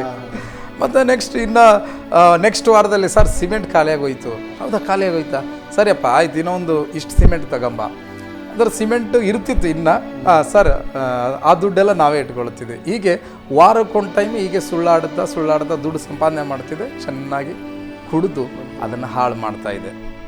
ಹಾಳು ಮಾಡೋಂಥ ಸಮಯದಲ್ಲಿ ಒಂದು ದಿನ ತಾಯಿಯವರು ಕೆಲಸ ಮಾಡ್ತಾಯಿದ್ರಲ್ಲ, ಹೌದು, ತಾಯಿ ತಂದೆ ಆವತ್ತು ನನ್ನ ತಂದೆ ನಮ್ಮ ಬ್ರದರ್ ಒಬ್ರು ಇದ್ದಾರೆ, ನಮ್ಮ ಸಂಬಂಧಿಕರ ಮನೆಗೆ ಹೋಗಿದ್ರು ರಜಾ ಮಾಡಿಬಿಟ್ಟು ನಮ್ಮ ಸಂಬಂಧಿಕರ ಮನೆಗೆ ಹೋದಾಗ ನನ್ನ ತಾಯಿ ಕೆಲಸ ಮಾಡ್ತಾಯಿದ್ರು. ನಮ್ಮ ಅಣ್ಣ ದೊಡ್ಡಣ್ಣ ಕೂಡ ಕೆಲಸ ಮಾಡ್ತಾಯಿದ್ದ. ಈ ನಮ್ಮ ತಂಗಿ ತಮ್ಮ ಬಂದ್ಬಿಟ್ಟು ಸ್ಕೂಲಿಗೆ, ಗೌರ್ಮೆಂಟ್ ಸ್ಕೂಲಿಗೆ ನಾವು ಹಾಕಿದ್ವಿ. ಆವಾಗ ನಾನು ಏನಿದ್ರೆ ಮನೆಗೆ ಹೋಗ್ಬೇಕಾದ್ರೆ ವಾರಕ್ಕೊಂದು ಟೈಮ್ ಹೋಗ್ತಾಯಿದ್ದೆ, ರಜಾ ದಿನ ಸಂಡೇ ದಿನ ವಾರಕ್ಕೊಂದು ಟೈಮ್ ಹೋಗ್ತಾಯಿದ್ದೆ. ಹೋಗ್ತಾ ಬರುತ್ತಾ ಅವ್ರಿಗೆ ದುಡ್ಡು ಕೊಟ್ಟು ಬಂದು ಈ ಕಡೆ ಆಗ್ತಾಯಿದ್ದೆ ನಾನು. ಇದೆಲ್ಲ ಮಾಡೋದು ತಂದೆ ತಾಯಿಗಳಿಗೆ ಗುರ್ತಾಗ್ತಿರ್ಲಿಲ್ಲ. ಗುರ್ತಾಗ್ತಿರ್ಲಿಲ್ಲ. ಆಮೇಲೆ ಅದು ಎಲ್ಲಿ ಗಂಟ ಬಂತು ಇದೆಲ್ಲ ಕುಡಿಯೋದು ಮಾಡೋದು ಅಂತಂದರೆ, ಅಲ್ಲಿ ಕೆಲಸದಲ್ಲಿ ದುಡ್ಡು ಸಿಗದೆ ಹೋದಾಗ ನನ್ನ ತಂದೆ ತಾಯಿ ಮತ್ತು ನಾನು ದುಡಿದಿದ್ದೆಲ್ಲ 2,000 ಕೊಟ್ಟಿದ್ದೆಲ್ಲ ಕೂಡಿಕ್ಕಿರ್ತಿದ್ರಲ್ಲ, ಆ ದುಡ್ಡು ಕಳ್ತನ ಮಾಡಿಕೊಂಡು ಕುಡಿಯೋದಕ್ಕೆ ಪ್ರಾರಂಭ ಅಷ್ಟು ನಿಮ್ಮ ಕೈಯಲ್ಲಿ ಹಣ ಎಲ್ಲ ಖಾಲಿಯಾದ ಮೇಲೆ ಹೌದು ಮನೆ ಇದ್ದ ಕೊಟ್ಟ ಹಣವನ್ನು ಅಲ್ಲಿಂದ ತೆಗೆದುಕೊಂಡು ಬಂದು ಅದು ಕೂಡ ಕೇಳದೆ ಕಳ್ಳತನ ಮಾಡಿಕೊಂಡು ಬಂದು ನೀವು ಕುಡಿಯುವುದಕ್ಕಾಗಿ. ಹೌದು, ಕುಡಿಯುವುದಕ್ಕಾಗಿ ಮಾಡ್ತಿದ್ವಿ. ಆಮೇಲೂ ಈ ಕಳ್ಳತನ ಮಾಡೋದಕ್ಕೆ ತುಂಬ ಕಷ್ಟ ಆದಾಗ ನನ್ನ ತಂದೆ ತಾಯಿ ಹೇಳ್ತಿದ್ದೆ, ಅಪ್ಪ ಅಮ್ಮ ಈ ದುಡ್ಡೆಲ್ಲ ನಮ್ಗೆ ಎಷ್ಟಾಗಿದ್ದೇವೆ ಲೆಕ್ಕ ಹಾಕೋಣ ಅಂತ ಹೇಳ್ತಿದ್ದೀವಿ. ಎಲ್ಲರೂ ಕುಂದಿರ್ತಿದ್ದೀವಿ, ಎಲ್ಲ ಅಣ್ಣ ಅವರೆಲ್ಲ ಕುಂದಿರ್ತಿದ್ದೀವಿ. ಅವಾಗ ಲೆಕ್ಕ ಹಾಕ್ಬೇಕಾದ್ರೆ ನಮ್ಮ ತಂದೆಗೆ ಅಪ್ಪ ಯಾರೋ ಬಂದರೂ ನೋಡು ಅಂತ ಹೇಳ್ತಿದ್ದೆ. ಅವಾಗ ಎಲ್ಲರೂ ಹಾಕೊಂಡು ನೋಡಿದಾಗ 2,000 ನನ್ನ ಈ ಕಡೆ ತೆಳಗಡೆ ಇಟ್ಕೊಂಡ್ಬಿಡ್ತಿದ್ದೆ. ಅವ್ರಿಗೆಲ್ಲ ಕೊಟ್ಟು ಆ ಮಿಕ್ಕಿದ ದುಡ್ಡೆಲ್ಲ ಕೊಡ್ತಿದ್ವಿ. ಆಮೇಲೆ ಅದು 2,000 ತೊಗೊಂಡು ಹೀಗೆ ನಾನು ಕುಡಿದು ನಾನು ಹಾಳು ಮಾಡೋದಕ್ಕೆ ಪ್ರಾರಂಭ ಮಾಡಿದಾಗ ಅಲ್ಲಿ ಗಂಟ ಬಂದ ಮೇಲೆ ತಂದೆಗೆ ಒಂದು ಸ್ವಲ್ಪ ಅದು ವಿಷಯ ಗುರ್ತಾಯಿತು. ಅವರು ನನಗೆ ಬೈದರು, ಆದರೂ ನಾನು ಸರು ಹೋಗಲಿಲ್ಲ. ತಾಯಿಗೂ ಗುರ್ತಾಯಿತು, ಅವರು ಕೂಡ ಬೈದರು, ನಾನು ಸರು ಹೋಗಲೇ ಇಲ್ಲ. ಆಮೇಲೂ ಈ ಕಡೆಯಿಂದ ನಮ್ಮ ಪಾಸ್ಟ್ರು ಇದ್ದಾರಲ್ವ, ನಮ್ಮ ಮಾಮವರು, ವಾರಕ್ಕೆ 1 ಟೈಮು, 2 ವಾರಕ್ಕೆ 1 ಟೈಮು, ತಿಂಗಳಿಗೆ 1 ಟೈಮು ಅವ್ರದ್ದೊಂದು ಟೀಮ್ ಇತ್ತು. ಆ ಟೀಮಿಂದ ಒಬ್ಬೊಬ್ಬರು ನನಗೆ ಇರುವಂಥ ಸ್ಥಳದಲ್ಲಿ ಬರ್ತಾಯಿದ್ರು ದೇವ್ರ ವಾಕ್ಯ ಹೇಳೋದಕ್ಕೆ. ನಾನು ಚೆನ್ನಾಗಿ ಕುಡಿದು ಇರೋರಿಗೆಲ್ಲ ಚೆನ್ನಾಗಿ ಕುಡಿಸಿ ಆತನಿಗೆ ಇವಾಗ ದೇವ್ರ ವಾಕ್ಯ ಹೇಳಪ್ಪ ನೀನಂತ ಹೇಳಿ ನಾನು ಕೇಳೋಕ್ಕೆ ಮಾಡ್ತಿದ್ದೆ. ಅವರು ಕುಡಿದ್ರೂ ಕೂಡ ನಮಗೆ ದೇವ್ರ ವಾಕ್ಯ ಹೇಳ್ತಾಯಿದ್ರು. ಆಮೇಲೂ ನಮ್ಮೂರಲ್ಲಿರುವಂಥ ಕೆಲವು ಮೆಥಡಿಸ್ಟ್ ಕ್ರೈಸ್ತರು ಕೂಡ ಬರೋಕ್ಕೆ ನನ್ನ ಹತ್ರ ಪ್ರಾರಂಭ ಮಾಡಿದರು. ಈ ಥರ ಕುಡಿಸ್ತಾವನೆ, ಈ ಥರ ತಿನ್ನಿಸ್ತಾವನೆ, ಅವ್ನು ತುಂಬ ಖರ್ಚು ಮಾಡ್ತಾನೆ ಅಂತ ಕೇಳಿದಾಗ ಅವ್ರಿಗೂ ನಾನು ಹಾಗೆ ಮಾಡೋದಕ್ಕೆ ಪ್ರಾರಂಭ ಮಾಡಿದೆ. ಆಮೇಲೂ ಪಾಸ್ಟ್ರುಗಳು ಕೂಡ ಬಂದರು, ನಮ್ಮೂರ ಕಡೆ ಇರೋಂಥ ಕೆಲವು ಪಾಸ್ಟ್ರುಗಳು. ಅವರಿಗೂ ನಾನು ಹಾಗೆ ಕುಡಿಸೋದು, ಅವರೆಲ್ಲ ಆಲ್ರೋಡ್ ಹಾಗೆ ಮಾಡ್ತಾರೆ ನಮ್ಮೂರ ಕಡೆ ಇರೋಂಥ ಪಾಸ್ಟ್ರುಗಳು. ಅಂದರೆ ಇವರು ಸಾಂಪ್ರದಾಯಿಕ ಹೌದೌದು ಅವ್ರು ಹಾಗೆ ಮಾಡ್ತಾರೆ. ಆ ಟೈಮಲ್ಲಿ ನಾನು ಅವ್ರಿಗೆ ಹಾಗೆ ಮಾಡಿದೆ. ನೆಕ್ಸ್ಟು ಆಮೇಲೆ ನಮ್ಮೂರಲ್ಲಿರುವಂಥ ಕೆಲವು ಗೌಡ್ರುಗಳು, ಅವ್ರ ಮನೆಯಲ್ಲೇ ನಾನು ದುಡಿದಿದ್ದೆ. ಅವ್ರು ನನ್ನ ಹತ್ರ ಬರೋದಕ್ಕೆ ಪ್ರಾರಂಭ ಮಾಡಿದ್ರು. ಅವ್ರಿಗೂ ಕೂಡ ನಾನು ನಮ್ಮೂರು ಗೌಡ್ರೆಲ್ಲ ಬಂದಿದ್ದಾರೆ ಅಂತೇಳಿ ಅವ್ರಿಗಿನ ಚೆನ್ನಾಗಿ ಕುಡಿಸಿ ಅವ್ರಿಗೆ ಏನೆಲ್ಲ ಬೇಕು ಅದೆಲ್ಲ ಮಾಡಿಸಿ ಒಂದೊಂದು ವಾರದ ಗಂಟ 4 ದಿನ 3 ದಿನ ಗಂಟ ನನ್ನ ಹತ್ರ ಇರ್ತಿದ್ರು. ಅವರು ಹಾಗೆ ಸುಮಾರು ಜನಕ್ಕೆ ನಾನು ಹೀಗೆ ಮಾಡೋದಕ್ಕೆ ಪ್ರಾರಂಭ ಮಾಡಿದ ಮೇಲೆ ಪಾಸ್ಟರ್ಗಳು ಈಗೆಲ್ಲ ಅವ್ರಿಗೆ ಏನು ಪಾಸ್ಟರ್ ಆಸೆ ಅಂದರೆ ಸುಮಾರು 15 ಜನ 20 ಜನ ಎಲ್ಲ ಇದ್ದಾರಲ್ಲ ಅಂತ ಸುವಾರ್ತೆ ಹೇಳಕ್ಕೆ ಬರ್ತಾಯಿದ್ರು. ಆದರೆ ನಾವು ಯಾರು ಸುವಾರ್ತೆ ಕೇಳ್ತಾ ಇರಲಿಲ್ಲ, ದೇವ್ರ ಬಗ್ಗೆ ಕೇರ್ಲೆಸ್ ಮಾಡ್ತಾಯಿದ್ವಿ. ಇದೆಲ್ಲ ಮಾಡುವಾಗ ಒಂದು ದಿನ ಬೆಳಗ್ಗೆ 10 ಗಂಟೆ ಆಗಿತ್ತೇನು, ನಾವು ಕೆಲಸ ಮಾಡ್ತಿದ್ದೀವಿ. ಎಲ್ಲರೂ ಕೆಲಸ ಮಾಡಬೇಕಾದ್ರೆ ನನಗೆ ಫೋನ್ ಬರುತ್ತೆ. ಆ ಫೋನು ನಿಜವಾಗಲೂ ಚಿಕ್ಕ ವಯಸ್ಸಲ್ಲಿ 10 ಉಂಟು. ಚಿಕ್ಕ ವಯಸ್ಸಲ್ಲಿ ಏನಕ್ಕೆ ಹತ್ತಿದ್ದೀನಿ ಅಂದರೆ, ಕುರಿಗಳು ಕಾಯುವಂಥ ಸಮಯದಲ್ಲಿ ಮಳೆ ಬರುತ್ತಿತ್ತು. ಆ ಮಳೆ ಬಂದಾಗ ಆ ಮಾರ್ಗದಲ್ಲಿ ಕುರಿಗಳು ಓಡ್ಕೊಂಡು ಹೋಗ್ಬೇಕಾದ್ರೆ ಕುರಿಗಳು ಕೊಚ್ಕೊಂಡು ಹೋಗ್ತಿದ್ವು, ಅಂಥ ಮಳೆ ಬರ್ತಿತ್ತು. ಆ ಕುರಿಗಳು ಒಂದು ಡೇಟಿಗೆ ಇನ್ನೊಂದು ಹೋಗ್ತಿತ್ತು, ಇನ್ನೊಂದು ಡೇಟಿಗೆ ಇನ್ನೊಂದು ಓಡೋಗ್ತಿತ್ತು. ಅವಾಗ ಏನು ಮಾಡೋದಂತ ನನಗೆ ದಿಕ್ಕು ತೋರಿಸಿದ ಅಳ್ತಿದೆ ಆ ಟೈಮಲ್ಲಿ. ಅವಾಗ ಹತ್ತದು ಉಂಟು, ಊಟ ಸಿಗಲಾರ್ದಾಗ ಅವಾಗ ಹತ್ತದು ಉಂಟು. ಆಮೇಲೆ ಕೆಲವೊಂದು ಟೈಮಲ್ಲಿ ಗೌಡ್ರ ಮನೆಗಳಲ್ಲಿ ಆದಂಥ ಕಷ್ಟ ನೋಡಿ ಹತ್ತದು ಉಂಟು. ಹೌದು, ಹೀಗೆ ಆಯಿತು. ಆದರೆ ನನಗೆ ಫೋನ್ ಬಂತು ಬೆಳಗ್ಗೆ 10 ಗಂಟೆಗೆ. ಅದು ನಿಜವಾಗಲೂ ನಂದು ಹೇಗಿತ್ತಂದರೆ, ಅವಾಗ ದುಡ್ಡಿನಲ್ಲಿ ಕಡಿಮೆ ಇರಲಿಲ್ಲ. ನನ್ನ ತಂದೆ ತಾಯಿಗಳು ಅಣ್ಣ ತಮ್ಮರು ಕಡಿಮೆ ಇರ್ಬೋದು, ಆದರೆ ನಾನು ಕಡಿಮೆ ಇರಲಿಲ್ಲ. ದುಡ್ಡಿನಲ್ಲಿ ಚೆನ್ನಾಗಿ ಸಂಪಾದನೆ ಮಾಡೋಕ್ಕತ್ತಿದೆ. ಆಮೇಲೆ ಸ್ವಲ್ಪ ತಿಳುವಳಿಕೆ ಬಂತು. ಅಳಂಥದ್ದು ಸೀನು ನನ್ನಲ್ಲಿ ಇರಲಿಲ್ಲ. ಅನೇಕ ಫ್ರೆಂಡ್ಸ್ಗಳ್ನ ಇಟ್ಕೊಂಡಿದ್ದೆ. ಯಾರಾದರೂ ಮಾತಾಡಿದರೂ ಕೂಡ ಹೊಡಿತೀನಿ, ಅವರಿಗೆ ಏನು ಬೇಕಷ್ಟು ಮಾಡಷ್ಟು ಅವಾಗೆ ನನ್ನಲ್ಲಿ ಬಂದ್ಬಿಟ್ಟಿತ್ತು. ಹೀಗಿರುವಂಥ ಸಮಯದಲ್ಲಿ ಒಂದು ಕಾಲು ನನಗೆ ಬಂತು ಬೆಳಗ್ಗೆ, ಅರ್ಜೆಂಟಾಗಿ ನಿಮ್ಮ ಮನೆಗೆ ಬಂದುಬಿಡು ಅಂತ ಕೇಳಿದೆ. ಏನು ವಿಷಯ, ಏನಾಯಿತು ಅಂತ ಕೇಳಿದೆ. ಈ ಒಂದು ಕ್ಷಣ ನಿಲ್ಬೇಡ, ಓಡಿ ಬಂದುಬಿಡು ಅಂತ ಹೇಳಿದರು. ನಾನು ಕೇಳಿದೆ ಏನು ಉದ್ದೇಶ, ಏನು ಪ್ರಾಬ್ಲಮ್ ಆಯಿತು ಅಂತ ಕೇಳಿದಾಗ ಅವರು ಆನ್ಸರ್ ಮಾಡಿದರು, ಏನಿಲ್ಲ, ನಿಮ್ಮಮ್ಮ ಕೆಲಸ ಮಾಡಬೇಕಾದ್ರೆ ಒಂದು ಮಣ್ಣು ಕುಸಿದು ಬಿದ್ದುಬಿಟ್ಟಿದೆ ಅಂತ ಹೇಳಿ ಫೋನ್ ಬಂದ್ಬಿಟ್ರು. ನಾನು ಫೋನ್ ಬಂದಾಗ ನನಗೆ ದಿಕ್ಕು ತೋಚಲಿಲ್ಲ. ನನಗೆ ತುಂಬ ದುಃಖ ಆಯಿತು. ಅಳುತ್ತಾ ನಾನು ಗಾಡಿ ಓಡಿಸ್ಕೊಂಡು ತುಂಬ ಅಳುತ್ತಾ ಸ್ಪೀಡಾಗಿ ಹೋದೆ. ನಾನು ಹೋಗುವಂಥ ಸ್ಪೀಡಿಗೆ ಆ ಸಮಯದಲ್ಲಿ ಏನು ದೋಚಿತೋ ಗೊತ್ತಿಲ್ಲ, ಬಟ್ ತುಂಬ ಅಳುತ್ತಾ ತುಂಬ ಸ್ಪೀಡಾಗಿ ಹೋದೆ. ಏನಾದರೂ ನನ್ನ ತಾಯಿ ಹೋಗಿ ಏನು ಕೇಳಬೇಕಂದ್ರೆ, ಅಮ್ಮ ಆ ಮಣ್ಣು ನಿನ್ನ ಮೇಲೆ ಬಿದ್ದಾಗ ನಿನಗೆ ಹೆಂಗಾಗಿದೆ, ನಿನಗೆ ಪ್ರಾಣ ಸಂಕಟ ಹೆಂಗಾಗಿದೆ ಅಂತ ಆ ಒಂದು ವಿಷಯ ಕೇಳೋಣ. ನಮ್ಮ ತಾಯಿಗೆ ಏನಾಗಿರ್ಬಾರ್ದಪ್ಪ ಅಂತ ಹೇಳಿ ದುಃಖಪಟ್ಟು ತುಂಬ ಅಳುತ್ತವಾದೆ. ಒಂದು ಸಿಗ್ನಲಲ್ಲಿ ನಿಂತ್ಕೊಂಡೆ. ಒಬ್ಬರು ನಾನು ಹಳೋದು ನೋಡಿ ಏನಾಯಿತು, ಯಾಕೆ ಅಳ್ತಾ ಇದೆ ಅಂತಂದರು. ಅದನ್ನು ನಾನು ಹೇಳಲಿಲ್ಲ. ಅವಾಗ ತುಂಬ ಸ್ಪೀಡಾಗೋದೆ. ಆಗಸ್ಟ್ಗೆ ತುಂಬ ಪೊಲೀಸ್ ವ್ಯಾನ್ಗಳು ತುಂಬ ಬಂದು ನಿಂತ್ಕೊಂಡಿತ್ತು. ಆವಾಗ ನಾನದು ಮಣ್ಣೆಲ್ಲ ತೆಗೆದು ನನ್ನ ತಾಯಿನ ಒಂದು ಗಾಡಿ ಒಳಗೆ ಆಂಬುಲೆನ್ಸ್ ಒಳಗಡೆ ಹಾಕಿದರು. ಅವಾಗ ನಮ್ಮ ಅಣ್ಣ ಕೂಡ ಕೆಲಸ ಮಾಡ್ತಿದ್ದ, ಆತನಿಗೆ ಇಷ್ಟೊಳಗಡೆ ತಗಲಾಕೊಂಡಿದ್ರು. ನಮ್ಮ ತಾಯಿ ಮಾತ್ರ ತೀರ್ಕೊಂಡಿದ್ರು. ನನಗೆ ಗಾಡಿಯಲ್ಲಿ ಇದ್ದಾಳೆ ಅಂತಂದ್ರಲ್ಲ, ಮೋಸ್ಟ್ಲಿ ಇನ್ನೂ ಇದ್ದಾಳಾಗ್ಯದ ನಮ್ಮ ತಾಯಿ ಅಂತ ಓಡೋದೆ. ಆದರೆ ಹೋಗಿ ನೋಡಿದಾಗ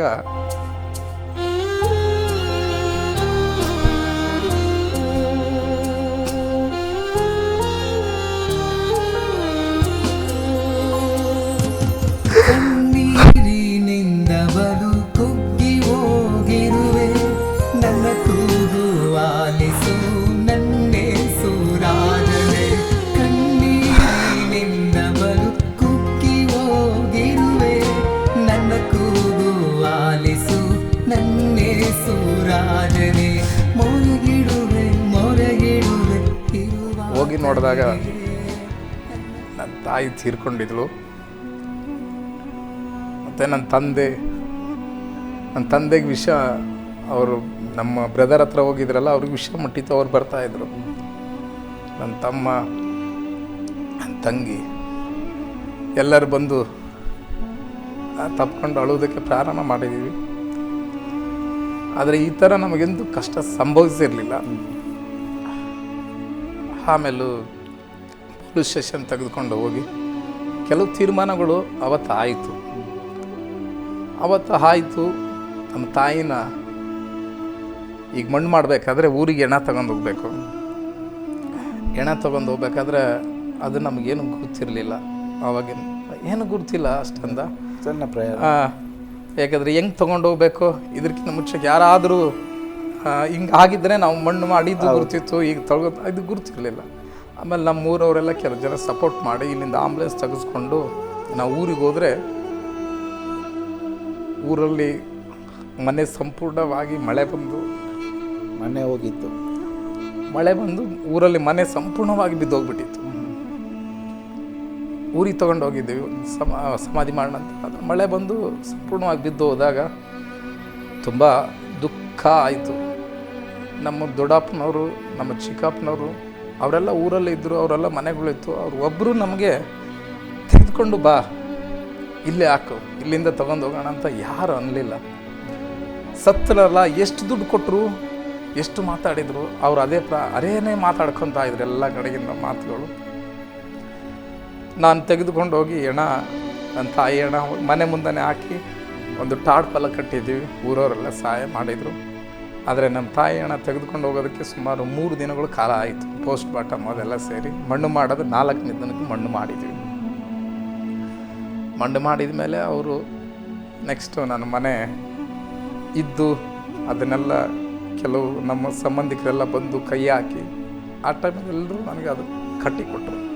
ಬಿದ್ದ ಮನೆ ಕಟ್ಟಿ ಅದಕ್ಕೊಂದು ಸೀಟ್ ಹಾಕಿ ಹೀಗೆ ಮಾಡಿದ್ದೀವಿ. ಬೆಂಗಳೂರಲ್ಲಿ ಇರಬೇಕಾದ್ರೆ ನನ್ನ ಅಣ್ಣನಿಗೆ ನಾವು ಮದುವೆ ಮಾಡಿದ್ದೀವಿ. ನನ್ನ ತಾಯಿ ಇದ್ದಾಗೆ ನಾವು ಮದುವೆ ಮಾಡಿದ್ದೀವಿ. ಅಲ್ಲೇ ನಮ್ಮ ರಿಲೇಟಿವ್ ಒಂದು ಹುಡುಗಿ ಹೀಗೆ ಕೆಲಸ ಮಾಡೋಕೆ ಬಂದಾಗ ಆತನಿಗೆ ಮದುವೆ ಮಾಡಿದ್ದೀವಿ. ಇದೆಲ್ಲ ಆದ ಮೇಲೆ ಸ್ವಲ್ಪ ದಿನ ಅಲ್ಲಿದ್ದು ಪುನಃ ನಾನು ಬೆಂಗಳೂರಿಗೆ ಬಂದೆ. ಅಣ್ಣ ಮತ್ತು ಇವರು ಮನೇಲಿ ನಿಂತರ ಅವರು ಕೂಡ ಎಲ್ಲರನ್ನ ಕರ್ಕೊಂಬಂದೆ ಬೆಂಗಳೂರಿಗೆ. ಅಂದರೆ ಒಂದು 6 ತಿಂಗಳು ಅವ್ರನ್ನೆಲ್ಲ ಊರಲ್ಲೇ ಬಿಟ್ಟೆ, ಅದೆಲ್ಲ ನೋವು ಮರಿಲಿ ಅಂತ. ಬಟ್ ನಾನು ಮಾತ್ರ ಕೆಲಸ ಹಿಡ್ಕೊಂಡಿದ್ನಲ್ಲ, ಒಂದು 2 ವಾರ 3 ವಾರದಲ್ಲೇ ನಾನು ರಿಟರ್ನ್ ಬಂದು ನಾನು ಕೆಲಸಕ್ಕೆ ಜೈನ್ ಆಗಿ ಹೀಗೆ ಅವತ್ತಿನಿಂದ ತುಂಬ ದುಃಖ ಪ್ರಾರಂಭ ಆಯಿತು. ಯಾಕಂದರೆ ಏನೇನಿದ್ರೆ ಕೆಲವೊಂದು ವಿಷಯಗಳು ತಾಯಿ ಹತ್ರ ಹಂಚ್ಕೊಳ್ತಿದ್ದೀವಲ್ಲ ಅಂತ ಹೇಳಿ ತುಂಬ ಪ್ರಾರಂಭ ಆಯಿತು. ದುಃಖ ಪಡುತ್ತಾ ಕೆಲಸ ಮಾಡುತ್ತಾ ಸ್ವಲ್ಪ ಆ ಒಂದು ಫೀಲಲ್ಲಿ ಮತ್ತೆ ಫ್ರೆಂಡ್ಸ್ ಜೊತೆ ಕಟ್ಟಿ ಅವರು ಕುಡಿಯೋದಕ್ಕೆ ಮತ್ತೆ ಇದು ಮಾಡಿದರು. ಆವಾಗ ಇವರು ನಮಗೆ ನಮ್ಮ ಮಾಮವರು ನಂಬರ್ ಕೊಟ್ಟಂಥ ಒಬ್ಬ ಪಾಸ್ಟ್ರು ಆತನು ಫೋನ್ ಮಾಡಿ ನನ್ನ ವಿಚಾರಿಸಿದೆ, ಏನಾಯಿತು, ಹೇಗಿದ್ದೀರಾ, ಚೆನ್ನಾಗಿದೆ. ಅವಾಗ ನನ್ನ ತಾಯಿ ಸತ್ತಿದ್ರು ಅಂತ ಹೇಳಿದಾಗ ಆತನ ನನ್ನನ್ನು ಭಾಳ ಸಂತೈಸಿದ. ನಿಜವಾಗಲೂ ಯಾವ ಮನುಷ್ಯನ ನನ್ನ ಸಂತೈಸಲಿಲ್ಲ. ಆ ಸೇವಕ ಎಲ್ಲ ವಿಷಯಗಳು ಕೇಳ್ತಾ ಇದೆ, ಏನಿದೆಯಾ, ಹೆಂಗೆ ಮಾಡಿದ್ರಿ, ಏನಾಯಿತು, ಎತ್ತ ಏನು ಕೇಳೋದಕ್ಕೆ ಪ್ರಾರಂಭ ಮಾಡಿದಾಗ ನನಗೆ ಒಂದು ಆಶ್ಚರ್ಯ ಆಯಿತು. ಏನಪ್ಪ, ನನ್ನ ಬಂಧುಗಳೇ ನನಗೆ ಈ ಥರ ವಿಷಯಗಳು ಕೇಳಲಿಲ್ಲ, ಆತನ ಇಷ್ಟು ಚೆನ್ನಾಗಿ ಕೇಳ್ತಾ ಇದ್ದಾರಲ್ಲ. ನಮ್ಮಲ್ಲಿರುವಂಥ ಸೇವಕರು ಕೇಳಾರಂಥ ಸಂಗತಿಗಳು ಇದನ್ನ ಕೇಳ್ತಾ ಇದ್ದಾರೆ. ನೀವು ಅನುಭವಿಸಿದಿರಿ. ನಿಮ್ಮ ತಾಯಿಯ ಒಂದು ಬಾಡಿಯನ್ನು ತಕೊಂಡು ಊರಿಗೆ ಬರುವಾಗ ಹೌದು ಮನೆ ಬಿದ್ದು ಹೋಗಿದೆ, ಇಡ್ಲಿಕ್ಕೆ ಒಂದು ಸ್ಥಳ ಇಲ್ಲ. ಹೌದು, ಆ ಸಮಯದಲ್ಲಿ ಅಲ್ಲಿ ಚಿಕ್ಕಪ್ಪ ದೊಡ್ಡಪ್ಪ ಎಲ್ಲ ಕುಟುಂಬದವರಿದ್ರು. ಅವರು ಯಾರು ಕೂಡ ಒಂದು ಸಹಾಯ ಮಾಡದೆ ನೀವೇ ಅಲ್ಲಿ ಕಷ್ಟಪಟ್ಟು ಒಂದು ಟಲ್ಪರ್ ಹಾಕಿ ತಾಯಿಯನ್ನಿಟ್ಟು ಆ ಸಮಯದಲ್ಲಿ ಕೂಡ ನಿಮ್ಮನ್ನು ಯಾರು ಸಂತೈಸಲಿಲ್ಲ. ಆ ಸಮಯದಲ್ಲಿ ಕೂಡ ಎಷ್ಟು ಹಣದ ವಿಷಯವಾಗಿ ಅಲ್ಲಿ ಮಾತಾಡ್ತಾ ಇದ್ರು, ಎಷ್ಟು ಸಂಪಾದನೆ ಮಾಡಿದ್ರು, ಆದರೆ ನಿಮ್ಮನ್ನು ಯಾರು ಅಲ್ಲಿ ಸಂತೈಸಲಿಲ್ಲ. ಆದರೆ ಯಾವಾಗ ಆ ಒಂದು ಸೇವಕರ ಕರೆ ಬಂತು, ಯಾರು ಸಂತೈಸದಂಥ ಆ ಸೇವಕರು ನಿಮಗೆ ಪರಿಚಯ ಇಲ್ಲ, ಕುಟುಂಬದವರು ಆದರೂ ಕೂಡ ಯಾರೋ ನಿಮ್ಮ ತಾಯಿ ತೀರಿ ಹೋಗಿದ್ದಾರೆ ಅಂತ ಸುದ್ದಿಯನ್ನು ಕೇಳುವಾಗಲೇ ನಿಮ್ಮನ್ನು ಸಂತೈಸಲಿಕ್ಕೆ ಪ್ರಾರಂಭಿಸಿದರು. ನಾನು ನಿಜವಾಗಲೂ ಆ ಸೇವಕರಿಗೆ ಒಂದು ಥ್ಯಾಂಕ್ಸ್ ಹೇಳೋಕ್ಕೆ ಇಷ್ಟಪಡ್ತೀನಿ. ನನಗೆ ಆ ಥರ ಸಂತೈಸಿದರು. ನನಗೆ ಆವಾಗ ಆತನು ಯೇಸು ಸ್ವಾಮಿ ಬಗ್ಗೆ ಹೇಳೋದಕ್ಕೆ ಪ್ರಾರಂಭ ಮಾಡಿದ. ಅದುವರೆಗೂ ನಾನು ಕೇಳದೇ ಇರುವಾಗ ಅಲ್ಲಿನಿಂದ ಕೇಳೋದಕ್ಕೆ ನನಗೆ ವಿಷಯ ಗುರ್ತಾಗ್ತಾ ಇತ್ತು. ಕೇಳೋದಕ್ಕೆ ಪ್ರಾರಂಭ ಮಾಡಿದೆ. ಆತನು ಹೇಳ್ದ ಈ ವಿಷಯಗಳೆಲ್ಲ ನಾನು ತಿಳ್ಕೊಂಡೆ, ಆಯಿತು ಅಂತ. ಸ್ವಲ್ಪ ದಿನ ಮಟ್ಟಿಗೆ ಕೇಳ್ತಾ ಇದ್ದೆ. ಆಮೇಲೆ ಹಾಗೆ ನಾನು ಹಳೆ ಚಟಗಳು ಮಾಡ್ತಾ ಇದ್ದೆ, ಕೇಳ್ತಾ ಇದ್ದೆ. ಹೀಗೆ ಹೋಗ್ತಾ ಹೋಯಿತು. ಒಂದು ದಿನ ನಮ್ಮ ಬಿಲ್ಡಿಂಗ್ ಕೆಲಸ ಮಾಡಬೇಕಾದ್ರೆ ಅಲ್ಲಿಂದ ನನ್ನ ಸಿಟಿ ಒಳಗಡೆ ಬಂದು ಬಿಲ್ಡಿಂಗ್ ಕೆಲಸಗಳು ಹಿಡಿದೆ. ಒಂದು 4 ಫ್ಲೋರ್ ಬಿಲ್ಡಿಂಗು. ಆ ಬಿಲ್ಡಿಂಗ್ ಕೆಲಸ ಮಾಡಬೇಕಾದ್ರೆ ಅನೇಕರು ಕೆಲಸದವ್ರು ಬಂದಿದ್ದರು. ಅವ್ರಿಗೆಲ್ಲರಿಗೆ ನಾನು ಶೆಡ್ಗಳು ಹಾಕ್ಕೊಟ್ಟಿದ್ದೆ ಒಳಗಡೆ. ಆ ಶೆಡ್ಡಲ್ಲಿರುವಾಗ ಒಬ್ಬ ಹೆಣ್ಣು ಮಗಳಿಗೆ ದೆವ್ವ ಹಿಡಿದಿತ್ತು. ಹೆಣ್ಣು ಮಗಳಿಗೆ ದೆವ್ವ ಹಿಡಿದಾಗ ಸುಮಾರು ಟೈಮು ಅದು ಬಹಳ ಇರೋಂಥ ಎಲ್ಲರಿಗೆ ಭಯ ಹುಟ್ಟಿಸಿತ್ತು. ಎಲ್ಲರಿಗೆ ಭಯ ಹುಟ್ಟಿಸಿತ್ತು. ಕೆಲಸದವ್ರು ಹೋಗೋದಕ್ಕೆ ಪ್ರಾರಂಭ ಪಟ್ಟರು. ಇದ್ರ ಮನೆಗೆ ಇಲ್ಲಿ ದೆವ್ವ ಇದೆ, ಆ ಎಮ್ಮನ ಮೇಲೆ ದೆವ್ವ ಇದೆ, ಇದು ತೊಂದರೆ ಆಗುತ್ತೆ ಅಂತೇಳಿ ಹೋಗೋದಕ್ಕೆ ಪ್ರಾರಂಭ ಪಟ್ಟರು. ನನಗೆ ಭಯ ಆಗೋಯ್ತು. ಏನಪ್ಪ ಈ ಥರ ಎಲ್ಲ ಆಗುತ್ತಾ, ಏನು ಮಾಡೋದು ಇವಾಗ, ಇವರೆಲ್ಲ ಹೋದರೆ ನನ್ನ ಕೆಲಸಕ್ಕೆ ತೊಂದರೆ ಆಗುತ್ತಲ್ಲ ಅಂತ ಹೇಳಿ ಯೋಚನೆ ಮಾಡ್ಕೊಂಡು ತುಂಬ ಸಂಕಟದಲ್ಲಿದ್ದಾಗ ನನಗೆ ಒಂದು ನೆನಪಾಯಿತು.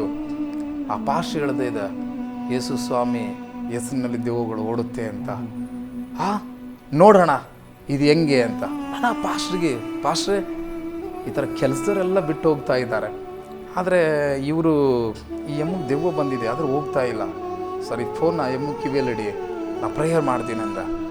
ಆಗ ಅವತ್ತು ಪ್ರೇಯರ್ ಮಾಡೋಕ್ಕೆ ಸ್ಟಾರ್ಟ್ ಮಾಡಿದಾಗ ಅದು ಕೂಗಾಡೋಕ್ಕೆ ಪ್ರಾರಂಭ ಮಾಡಿತ್ತು. ನಾವು ಕಿರ್ಚಿದ್ದೀವಿ, ಅಯ್ಯ ಇನ್ನೂ ಮಾಡಿ ಏನೋ ಸಂಭವಿಸ್ತಾ ಇದೆ, ಮಾಡಿ ಅಂದಾಗ ಆತನು ಸರಿ ಮಾಡೋದಕ್ಕೆ ಪ್ರಾರಂಭ ಮಾಡಿದ. ಆದರೆ ಆವತ್ತು ಅದು ಸುಮ್ಮನೆ ಹೋಗ್ತೀನಂತೂ ಹೋಗಲಿಲ್ಲ, ಇನ್ನೊಂದು ದಿನ ಹೋಗ್ತೀನಂತೂ ಹೋಗಲಿಲ್ಲ. ಆದರೆ ಆ ಪಾಸ್ಟರ್ಗೆ ನಾವು ಈಗ ಹೇಳಿದಾಗ ಅವರು ಒಂದು ಮಾತು ಹೇಳಿದ್ರು, ನೋಡು ಬೆಂಗಳೂರಲ್ಲಿ ಆಂಟೋನಿ ಕ್ರೂಸ್ ಅಂತ ಒಬ್ಬ ಪಾಸ್ಟರ್ ಇದ್ದಾರೆ, ಅವ್ರನ್ನ ಹೋಗಿ ನೀನು ಆ ನಂಬರ್ ಕೊಡ್ತೀನಿ, ಅವ್ರಿಗೆ ನಾನು ಹೇಳಿರ್ತೀನಿ, ಅವ್ರು ಕರ್ಕೊಂಡು ಬಾ ಎಂಬುದಾಗಿ. ಸರಿ ಆಯಿತು, ಹಾಗೆ ಮಾಡ್ತೀನಿ ಅಂತ ಹೇಳಿ ಆ ಪಾಸ್ಟರ್ ಒಂದು ಕಡೆ ಮೀಟಿಂಗ್ ಹೋಗಿದ್ರು. ಇಂಥ ಸ್ಥಳದಲ್ಲಿ ನಾನು ಇದ್ದೀನಿ ಅಂತ ಹೇಳಿದರು. ಅಯ್ಯ ನೀವು ಬರೋದಕ್ಕಿಂತ ನಾನೇ ನಿಮ್ಮಲ್ಲಿ ಬರ್ತೀನಿ, ಅಲ್ಲಿ ವೆಯ್ಟ್ ಮಾಡ್ತೀನಿ, ಆ ಮೀಟಿಂಗ್ ಮುಗಿದ್ಮೇಲೆ ನನ್ನ ಗಾಡಿ ಮೇಲೆ ನೀವು ಬಂದು ಎಷ್ಟು ರಾತ್ರಿ ಹೊತ್ತಾದರೂ ಪರವಾಗಿಲ್ಲ ಅಂತೇಳಿ ಆ ಮೀಟಿಂಗ್ ಮುಗಿಸ್ಕೊಂಬರೋಕ್ಕೆ ಸುಮಾರು 10 ಗಂಟೆಗಳು ಕಾಲ ಆಯಿತು. ಮನೆ ಇಲ್ಲಿಗೆ ಬರೋಟ್ಟಿಗೆ 10:30 ಆಯಿತು ಈ ಸ್ಥಳಕ್ಕೆ ಬರೋಕ್ಕೆ. ಬಂದು ಆ ಪಾಸ್ಟ್ರು ಪ್ರೇಯರ್ ಮಾಡುವಾಗ ಒಂದು ದೆವ್ವ ಹೊರಗಡೆ ಹೋಯ್ತು, ಆ ಎಮ್ಮನ ಒಳಗಡೆ ಇನ್ನೊಂದು ದೆವ್ವ ಹೊರಗಡೆ ಬಂತು, 2 ಬಂತು. ಆದರೆ ಪಾಸ್ಟ್ ಹೇಳ್ತಾಯಿದ್ರಿ ಇನ್ನೂ ಒಂದು ಇದೆಯಾ, ಯಾಕಿದೆಯಾ, ಹೊರಗಡೆ ಬಾ ಅಂತ ಕರೆದ್ರು, ಅದು ಬಂತು. ನನಗೆ ಅಲ್ಲಿ ಗುರ್ತಾಯಿತು, ವಾಹ್ ಸ್ತೋತ್ರ, ಇದು ಎಂಥ ಆಶ್ಚರ್ಯ, ನಾನು ಹುಟ್ಟಿದ ದಿನದಿಂದಲೂ ಇದುವರೆಗೂ ನಾನು ನೋಡಲೇ ಇಲ್ಲಲ್ವಾ, ಇದು ಹೇಗೆ ಇದು, ನಾನು ಯೇಸುವೆ ನಾನು ಅಂದ್ಕೊಂಡೆ ಯೇಸು ಸ್ವಾಮಿಯಲ್ಲಿ ಇಂಥ ಕಾರ್ಯಗಳಿದೆಯಾ, ಆತನ ಹೆಸರು ಹೇಳುವಾಗ ಇದೆಲ್ಲ ನಡೀತಾ ಎಂಬುದಾಗಿ ನನಗೆ ಅಂದ್ಕೊಂಡಾಗ ಆತನು ಬಿಡಿಸಿದ ಮೇಲೆ ನಾನು ಸಂತೋಷವಾಗಿ ಆತನಿಗೆ ಕಾಣಿಕೆ ಕೊಟ್ಟು ನೀವು ಮನೆಗೆ ಹೊರಡಿ ಅಂತೇಳಿ ಆ ರಾತ್ರಿಯಲ್ಲಿ ಮನೆಗೆ ಹೊರಡಿಸಿದೆ.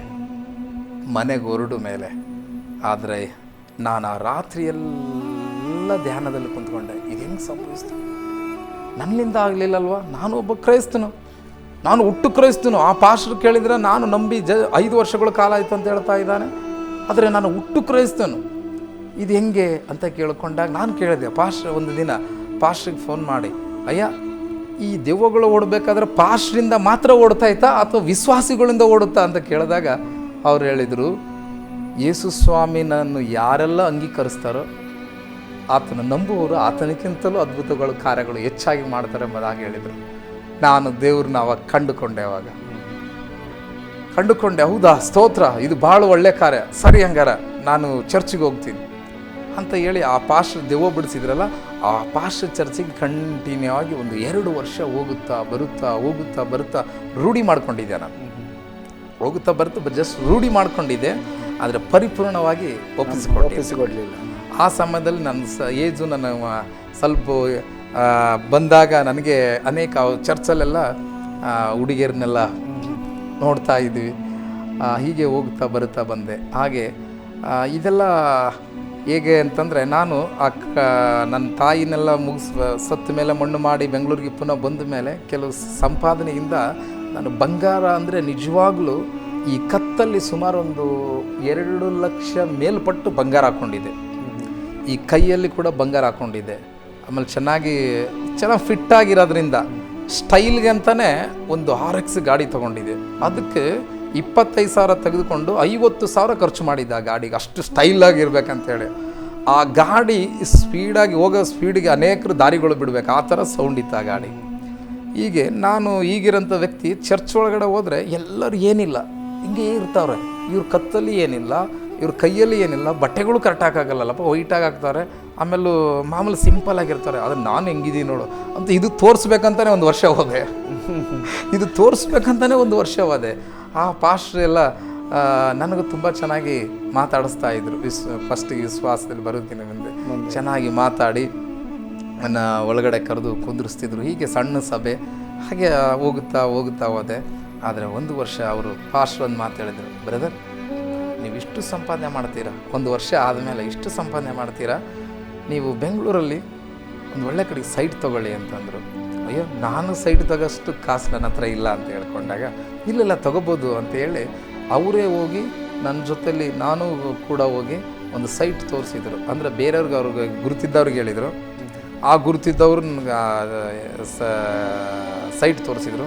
ನಾವು ಕೂಡ ಅಲ್ಲಿಗೆ ಹೋದ ಮೇಲೆ ಆ ಪಾಸ್ಟರ್ಗೆ ಹೇಳಿ ಸುಮಾರು 5.5 ಲಕ್ಷಕ್ಕೆ ಒಂದು ಸೈಟು ಮಾತುಕತೆ ಆಡಿ ದುಡ್ಡು ಇತ್ತು, 1 ಲಕ್ಷ ಕೊಟ್ಟು ಅಡ್ವಾನ್ಸ್ ಮಾಡಿಸ್ಬಿಟ್ಟಿದ್ದೀವಿ. ನೆಕ್ಸ್ಟು 4.25 ಲಕ್ಷ ಕೊಟ್ಟು ರಿಜಿಸ್ಟ್ರೇಷನ್ ಮಾಡಿಸಬೇಕು. ಆ ಟೈಮಲ್ಲಿ ಆ ಪಾಸ್ಟ್ರಿಗೆ ನಾನು ಹೇಳಿದೆ, ಪಾಸ್ಟ್ರೇ ರಿಜಿಸ್ಟ್ರೇಷನ್ ಮಾಡೋಂಥ ಟೈಮ್ ಹತ್ರವಾಯಿತು, ಆದರೆ ಈಗ ಏನು ಮಾಡಬೇಕು ಅಂತ. ಅವರು ಒಂದು ಐಡಿಯಾ ಕೊಟ್ಟರು, ಬ್ರದರ್ ಈಗ ದುಡ್ಡಿಲ್ಲ ಅಂತಂದರೆ ರಿಜಿಸ್ಟ್ರೇಷನ್ ಮಾಡಿಸ್ಕೊಳ್ಳಬೇಕು, ಇಲ್ಲಕಂದ್ರೆ ಮರುವಾದಿ ಹೋಗುತ್ತೆ, ನೆಕ್ಸ್ಟು ದುಡ್ಡು 1 ಲಕ್ಷ ರೂಪಾಯಿ ದುಡ್ಡು ಹೋಗುತ್ತೆ, ಅದಕ್ಕೆ ಬಂಗಾರೆಲ್ಲ ಮಾರ್ಬಿಡಿ ಅಂತ ಹೇಳಿದರು. ಸ್ತೋತ್ರ. ಇನ್ನು ಅವ್ರು ಕೊಟ್ಟಂಥ ಸಜೆಷನ್ ಒಳ್ಳೇದಂತೇಳಿ ಎಲ್ಲ ಬಂಗಾರ ಮಾಡಿದಾಗ ಸುಮಾರು 3 ಲಕ್ಷ ರೂಪಾಯಿ ದುಡ್ಡು ಬಂತು. ಮಿಕ್ಕಿದ ದುಡ್ಡು ಸಾಲ ಮಾಡಿ ನಾನು ಜಮೀನು ಸೈಟ್ ಖರೀದಿ ಮಾಡಿಕೊಂಡು ರಿಜಿಸ್ಟ್ರೇಷನ್ ಮಾಡಿಕೊಂಡ ಮೇಲೆ ಅದು ಸರೋಯ್ತು. ಆಮೇಲೆ ಇನ್ನೊಂದು ಸ್ವಲ್ಪ ದಿನ ಆದಮೇಲೆ ಪಾಸ್ಟ್ರು 1 ವರ್ಷದಲ್ಲಿ ಸಂಭವಿಸಿದ ಅವ್ರ ಸಭೆಗೆ ಹೋದ್ಮೇಲೆ ಇನ್ನೊಂದು 3 ತಿಂಗಳ ಬಿಟ್ಟು ನನಗೆ, ಬ್ರದರ್ ನೀವು ಡೀಸೆಂಟಾಗಿರೋ ಬಟ್ಟೆಗಳು ಹಾಕಿ ಚೆನ್ನಾಗಿರ್ತೀರೋ, ಸೂಪರಾಗಿರುತ್ತೆ ಅಂದರೆ ಆ ಥರ ಹೇಳಿದಾಗ ನಮ್ಗೆ ಖುಷಿ ಆಗುತ್ತೆ. ಅಯ್ಯೋ ಪಾಸ್ಟ್ರು ಇಷ್ಟು ಚೆನ್ನಾಗಿ ನನಗೆ ಹೇಳ್ತಾರೆ, ನಾವು ಯಾಕೆ ಆಗಬಾರ್ದು ಅಂತೇಳಿ ಆ ಥರ ಬಟ್ಟೆ ಹಾಕೋದಕ್ಕೆ ಪ್ರಾರಂಭ ಮಾಡಿದ್ದೀವಿ. ಆಮೇಲೆ ಈ ಪಾಸ್ಟ್ರು ನನಗೆ ಹೇಗೆ ತನ್ನ ಸೇವೆಗೆ ಕರ್ಕೊಳ್ತೀನಿ ಅಂದರೆ, ಒಂದು ಕರೆಕ್ಟಾಗಿ 2 ತಿಂಗಳ 1 ತಿಂಗಳ ಫಸ್ಟ್ನೇ ತಿಂಗಳಲ್ಲಿ ಫೋನ್ ಮಾಡಿ ಕರೆದ, 4 ವಾರ ಫೋನ್ ಮಾಡಿ ಕರೆದ ಬಾ ಅಂತ. ಬೆಳಿಗ್ಗೆ 8 ಗಂಟೆಗೆ ಎಬ್ಬಿಸ್ತಿದ್ದೆ, 9:30 ಸಭೆ ಸ್ಟಾರ್ಟು, 9 ಗಂಟೆಗೆ ಬಿಟ್ಟು ಅರ್ಧ ಗಂಟೆಗೆ ಅಲ್ಲಿ ಹೋಗ್ತಿದ್ದೀವಿ. ಫೋನ್ ಮಾಡಿ 4 ವಾರ ಕರೆದ. ಆಮೇಲೆ ಇನ್ನೂ ಒಂದು 4 ವಾರದಲ್ಲಿ ಮಿಸ್ ಕಾಲ್ ಕೊಟ್ಟ, ಎದ್ದು ಬರಬೇಕಂತ ಮಿಸ್ ಕಾಲ್ ಕೊಟ್ಟ. ಆ ಕಡೆ ಫೋನ್ ಮಾಡೋದೇ ಬಿಟ್ಬಿಟ್ರು. ಆದರೆ ನಾನು ಹೋಗೋದಕ್ಕೆ ಪ್ರಾರಂಭ ಮಾಡಿದೆ.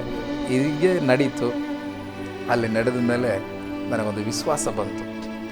ದೇವ್ರ ಮೇಲೆ ಹೋಗೋದು, ಸಭೆಗೆ ಹೋಗೋದು ಬರುವುದೆಲ್ಲ ಬಂತು. ಆದರೆ ಯಾವ ವಾಕ್ಯಗಳು ಅವರು ಹೇಳುವಾಗ ಅದನ್ನು ಕೇಳುವುದಕ್ಕೆ ಪ್ರಾರಂಭ ಮಾಡಿದೆ. ಅದು ನನಗೆ ಇದು ಒಳ್ಳೆಯದೆಂಬುದಾಗಿ ನನಗೆ ದೋಚಿತು. ಇದು ಒಳ್ಳೆಯದೆಂಬುದಾಗಿ ನನಗೆ ದೋಚಿದಾಗ ಯೇಸು ಸ್ವಾಮಿನ ನಾನು ಒಂದೇ ಒಂದು ಕೇಳ್ಕೊಂಡೆ, ಸ್ವಾಮಿ, ನಿನ್ನಂಥ ಒಳ್ಳೆ ದೇವ್ರನ್ನ ಬಿಟ್ಟು ಎಲ್ಲೆಲ್ಲೋ ನಾನು ನಿನಗೆ ಮೀರಿ ನಿನಗೆ ವಿರುದ್ಧವಾಗಿ ಪಾಪ ಮಾಡಿದ್ದೀನಲ್ಲಪ್ಪ ಎಂಬುದಾಗಿ ನನ್ನೊಳಗೆ ಬಂತು. ಅದು ಯಾವಾಗ ವಾಕ್ಯವನ್ನು ನೀವು ಕೇಳಲಿಕ್ಕೆ ಪ್ರಾರಂಭ ಮಾಡಿದಾಗ, ಆ ವಾಕ್ಯಗಳನ್ನು ಕೇಳುವಾಗ ನಿಮ್ಮ ಜೀವಿತದಲ್ಲಿ ನೀವು ಮಾಡಿದ ತಪ್ಪಿನ ಅರಿವುಗಳು, ಹೌದು, ದೇವರಿಗೆ ಇಷ್ಟವಿಲ್ಲದ ಮಾಡಿದಂಥ ಎಲ್ಲ ಕಾರ್ಯಗಳು, ಅದು ನಿಮಗೆ ಮೆಲುಕು ಹಾಕುವಂತೆ, ಅದು ನೆನಪಿಗೆ ಬರುವಂತೆ ಆಯಿತು. ಮತ್ತೆ ನೀವು ದೇವರ ಹತ್ರ ಹೇಳಿದ್ದು, ದೇವರೇ ನನಗೆ ವಿರುದ್ಧವಾಗಿ ಅನೇಕ ಪಾಪಗಳನ್ನು ಮಾಡಿದ್ದೀನಂತ ಇಷ್ಟು ಹೇಳ್ಕೊಂಡೆ. ಅವ್ರ ಸಭೆಗೆ ಹೋದಿ 1.5 ವರ್ಷದಲ್ಲಿ ಇದೆಲ್ಲ ನಡೀತು. ಆದರೆ ಸ್ವಲ್ಪ ದಿನ ಆದಮೇಲೆ ನಾನು ಒಂದು ಹುಡುಗಿನ ನನ್ನ ಊರಲ್ಲಿರುವಂಥ ಒಂದು ಹುಡುಗಿನ ನಾನು ಮದುವೆ ಮಾಡಿಕೊಂಡೆ. ಅದು ನನ್ನ ಲವ್ ಮ್ಯಾರೇಜು. ಆಕೆನ ಕರ್ಕೊಂಬಂದು ಕೋರ್ಟ್ ಮ್ಯಾರೇಜಲ್ಲಿ ಮದುವೆ ಮಾಡಿಕೊಂಡಾಗ ನನಗೆ ಆ ಹುಡುಗಿನ ಕಡೆಗೆಯವರು ಹೊಡಿತಾರಂತ ಸ್ವಲ್ಪ ಭಯದಿಂದ ಆ ಸಭೆ ಬಿಟ್ಟು ನಾನು ಬೇರೆ ಸ್ಥಳಕ್ಕೆ ಹೋದೆ. ಬೇರೆ ಸ್ಥಳಕ್ಕೆ ಹೋದ ಮೇಲೆ ಈ ಅದಕ್ಕಿಂತ ಒಂದು ಸಂಗತಿ ಹಿಂದೆ ಇದೆ. ಅದೊಂದು ಹೇಳೋದಕ್ಕೆ ಇಷ್ಟಪಡ್ತೀನಿ. ನಾನು ಬೆಂಗಳೂರು ಪಟ್ಟಣಕ್ಕೆ, ನನ್ನ ತಾಯಿ ಸತ್ತ ಮೇಲೆ ನಾನು ಬೆಂಗಳೂರು ಪಟ್ಟಣಕ್ಕೆ ಬಂದ ಮೇಲೆ ಒಂದು ರೂಮ್ ಮಾಡ್ಕೊಂಡಿದ್ದೆ. ನಾನು ಒಂದು ರೂಮ್ ಮಾಡಿಕೊಂಡಾಗ ಆ ರೂಮಿನಲ್ಲಿ, ಅದಕ್ಕೂ ರೂಮಿಗೆ 1300 ರೂಪಾಯಿ ಬಾಡಿಗೆ. ಆ ರೂಮಲ್ಲಿ ನಾನು ಇರ್ತಾಯಿದ್ದೆ. ಆ ರೂಮಲ್ಲಿ ಇದ್ದಾಗ ಏನು ಮಾಡ್ತೀನಿ ಅಂತಂದರೆ ಚೆನ್ನಾಗಿ ಕುಡಿತಿದ್ದೆ. ಆಮೇಲೆ ಈ ಹೋಟ್ಲವರೆಲ್ಲ ನನಗೆ ನಾನು ಜಸ್ಟ್ ಫೋನ್ ಹೊಡೆದ್ರೆ ಏನೇನು ಬೇಕಾದೆಲ್ಲ ಮನೆಗೆ ತಂದು ಕೊಟ್ಟೋಗ್ಬೇಕು, ಆ ಥರ ನಾನು ಇಟ್ಕೊಂಡಿದ್ದೆ. ಅವರೆಲ್ಲ ತಂದು ಕೊಡ್ತಾಯಿದ್ರು. ಆಮೇಲೆ ಯೇಸು ಸ್ವಾಮಿ ಬಗ್ಗೆ ಹೇಗೆ ನಿಮಗೂ ಯೇಸು ಸ್ವಾಮಿ ಬಗ್ಗೆ ಅಂತ ಕೇಳಿದರೆ, ಅವಾಗ ನಮ್ಮ ಊರು ಒಬ್ಬನ ಕೆಲಸ ಮಾಡ್ತಿದ್ದ ಅದೇ ಏರಲ್ಲಿ. ಅವನಲ್ಲಿ ಒಂದು ಫೋನ್ ಒಳಗಡೆ ರೆಕಾರ್ಡಿಂಗ್ ಮಾಡಿಕೊಂಡು ಒಂದು ಹಾಡಿತ್ತು. ಆ ಹಾಡು ಯಾರಂದರೆ ನಮ್ಮ ಆತ್ಮಿಕ ತಂದೆ ಕಾಳನಾಯಕ್ ಪಾಸ್ಟರ್ ಇದ್ದಾರೆ, ಅವ್ರದ್ದೊಂದು ಹಾಡು ಇತ್ತು ಅದರಲ್ಲಿ. ಆ ಹಾಡು ಹೇಗೆ ಅಂದರೆ, ನಜರೇತಿನ ನನ್ನ ಏಸಯ್ಯ, ನನ್ನ ಕೂಗಿಗೆ ಕಿವಿಗೊಡೆಯ, ಆ ಹಾಡು ಇತ್ತಲ್ವ. ಆ ಸಮಯದಲ್ಲಿ ನನ್ನ ತಾಯಿ ತೀರ್ಕೊಂಡಿದ್ಳು. ಆ ಹಾಡು ನನಗೆ ಅವನು 1-2 ಸರಿ ನನಗೆ ಕೇಳಿಸಿದ್ದ, ರೆಕಾರ್ಡಿಂಗ್ ಮಾಡಿದ್ದು, ಹಾಡು ಚೆನ್ನಾಗಿದೆ ಕೇಳು ಅಂತ. ಆವಾಗ ನನ್ನ ತಾಯಿ ಸತ್ತಂಥ ಫೀಲಿಂಗು ಕುಡಿದು ಟೈಮಲ್ಲಿ ಅದನ್ನು ಚೆನ್ನಾಗಿ ಕೇಳೋದಕ್ಕೆ ನಾನು ಪ್ರಾರಂಭ ಮಾಡಿದೆ. ಆಮೇಲೂ ಎಲ್ಲೇ ಬಾರಲ್ಲಿ ಕುಂತ್ಕೊಂಡಾಗ ಅವನಿಗೆ ಫೋನ್ ಮಾಡ್ತಿದ್ದೆ, ಆ ಹಾಡು ನನಗೆ ಇಡಿ, ನಾನು ಕೇಳಬೇಕು ಅದನ್ನು ಅಂತ ಹೇಳಿ ಕುಡಿತಿದ್ದೀವಿ. ಆ ಹಾಡು ಕೇಳ್ಕೊಂಡು ಕುಡಿತಾ ಇರ್ತಿದ್ದೆ.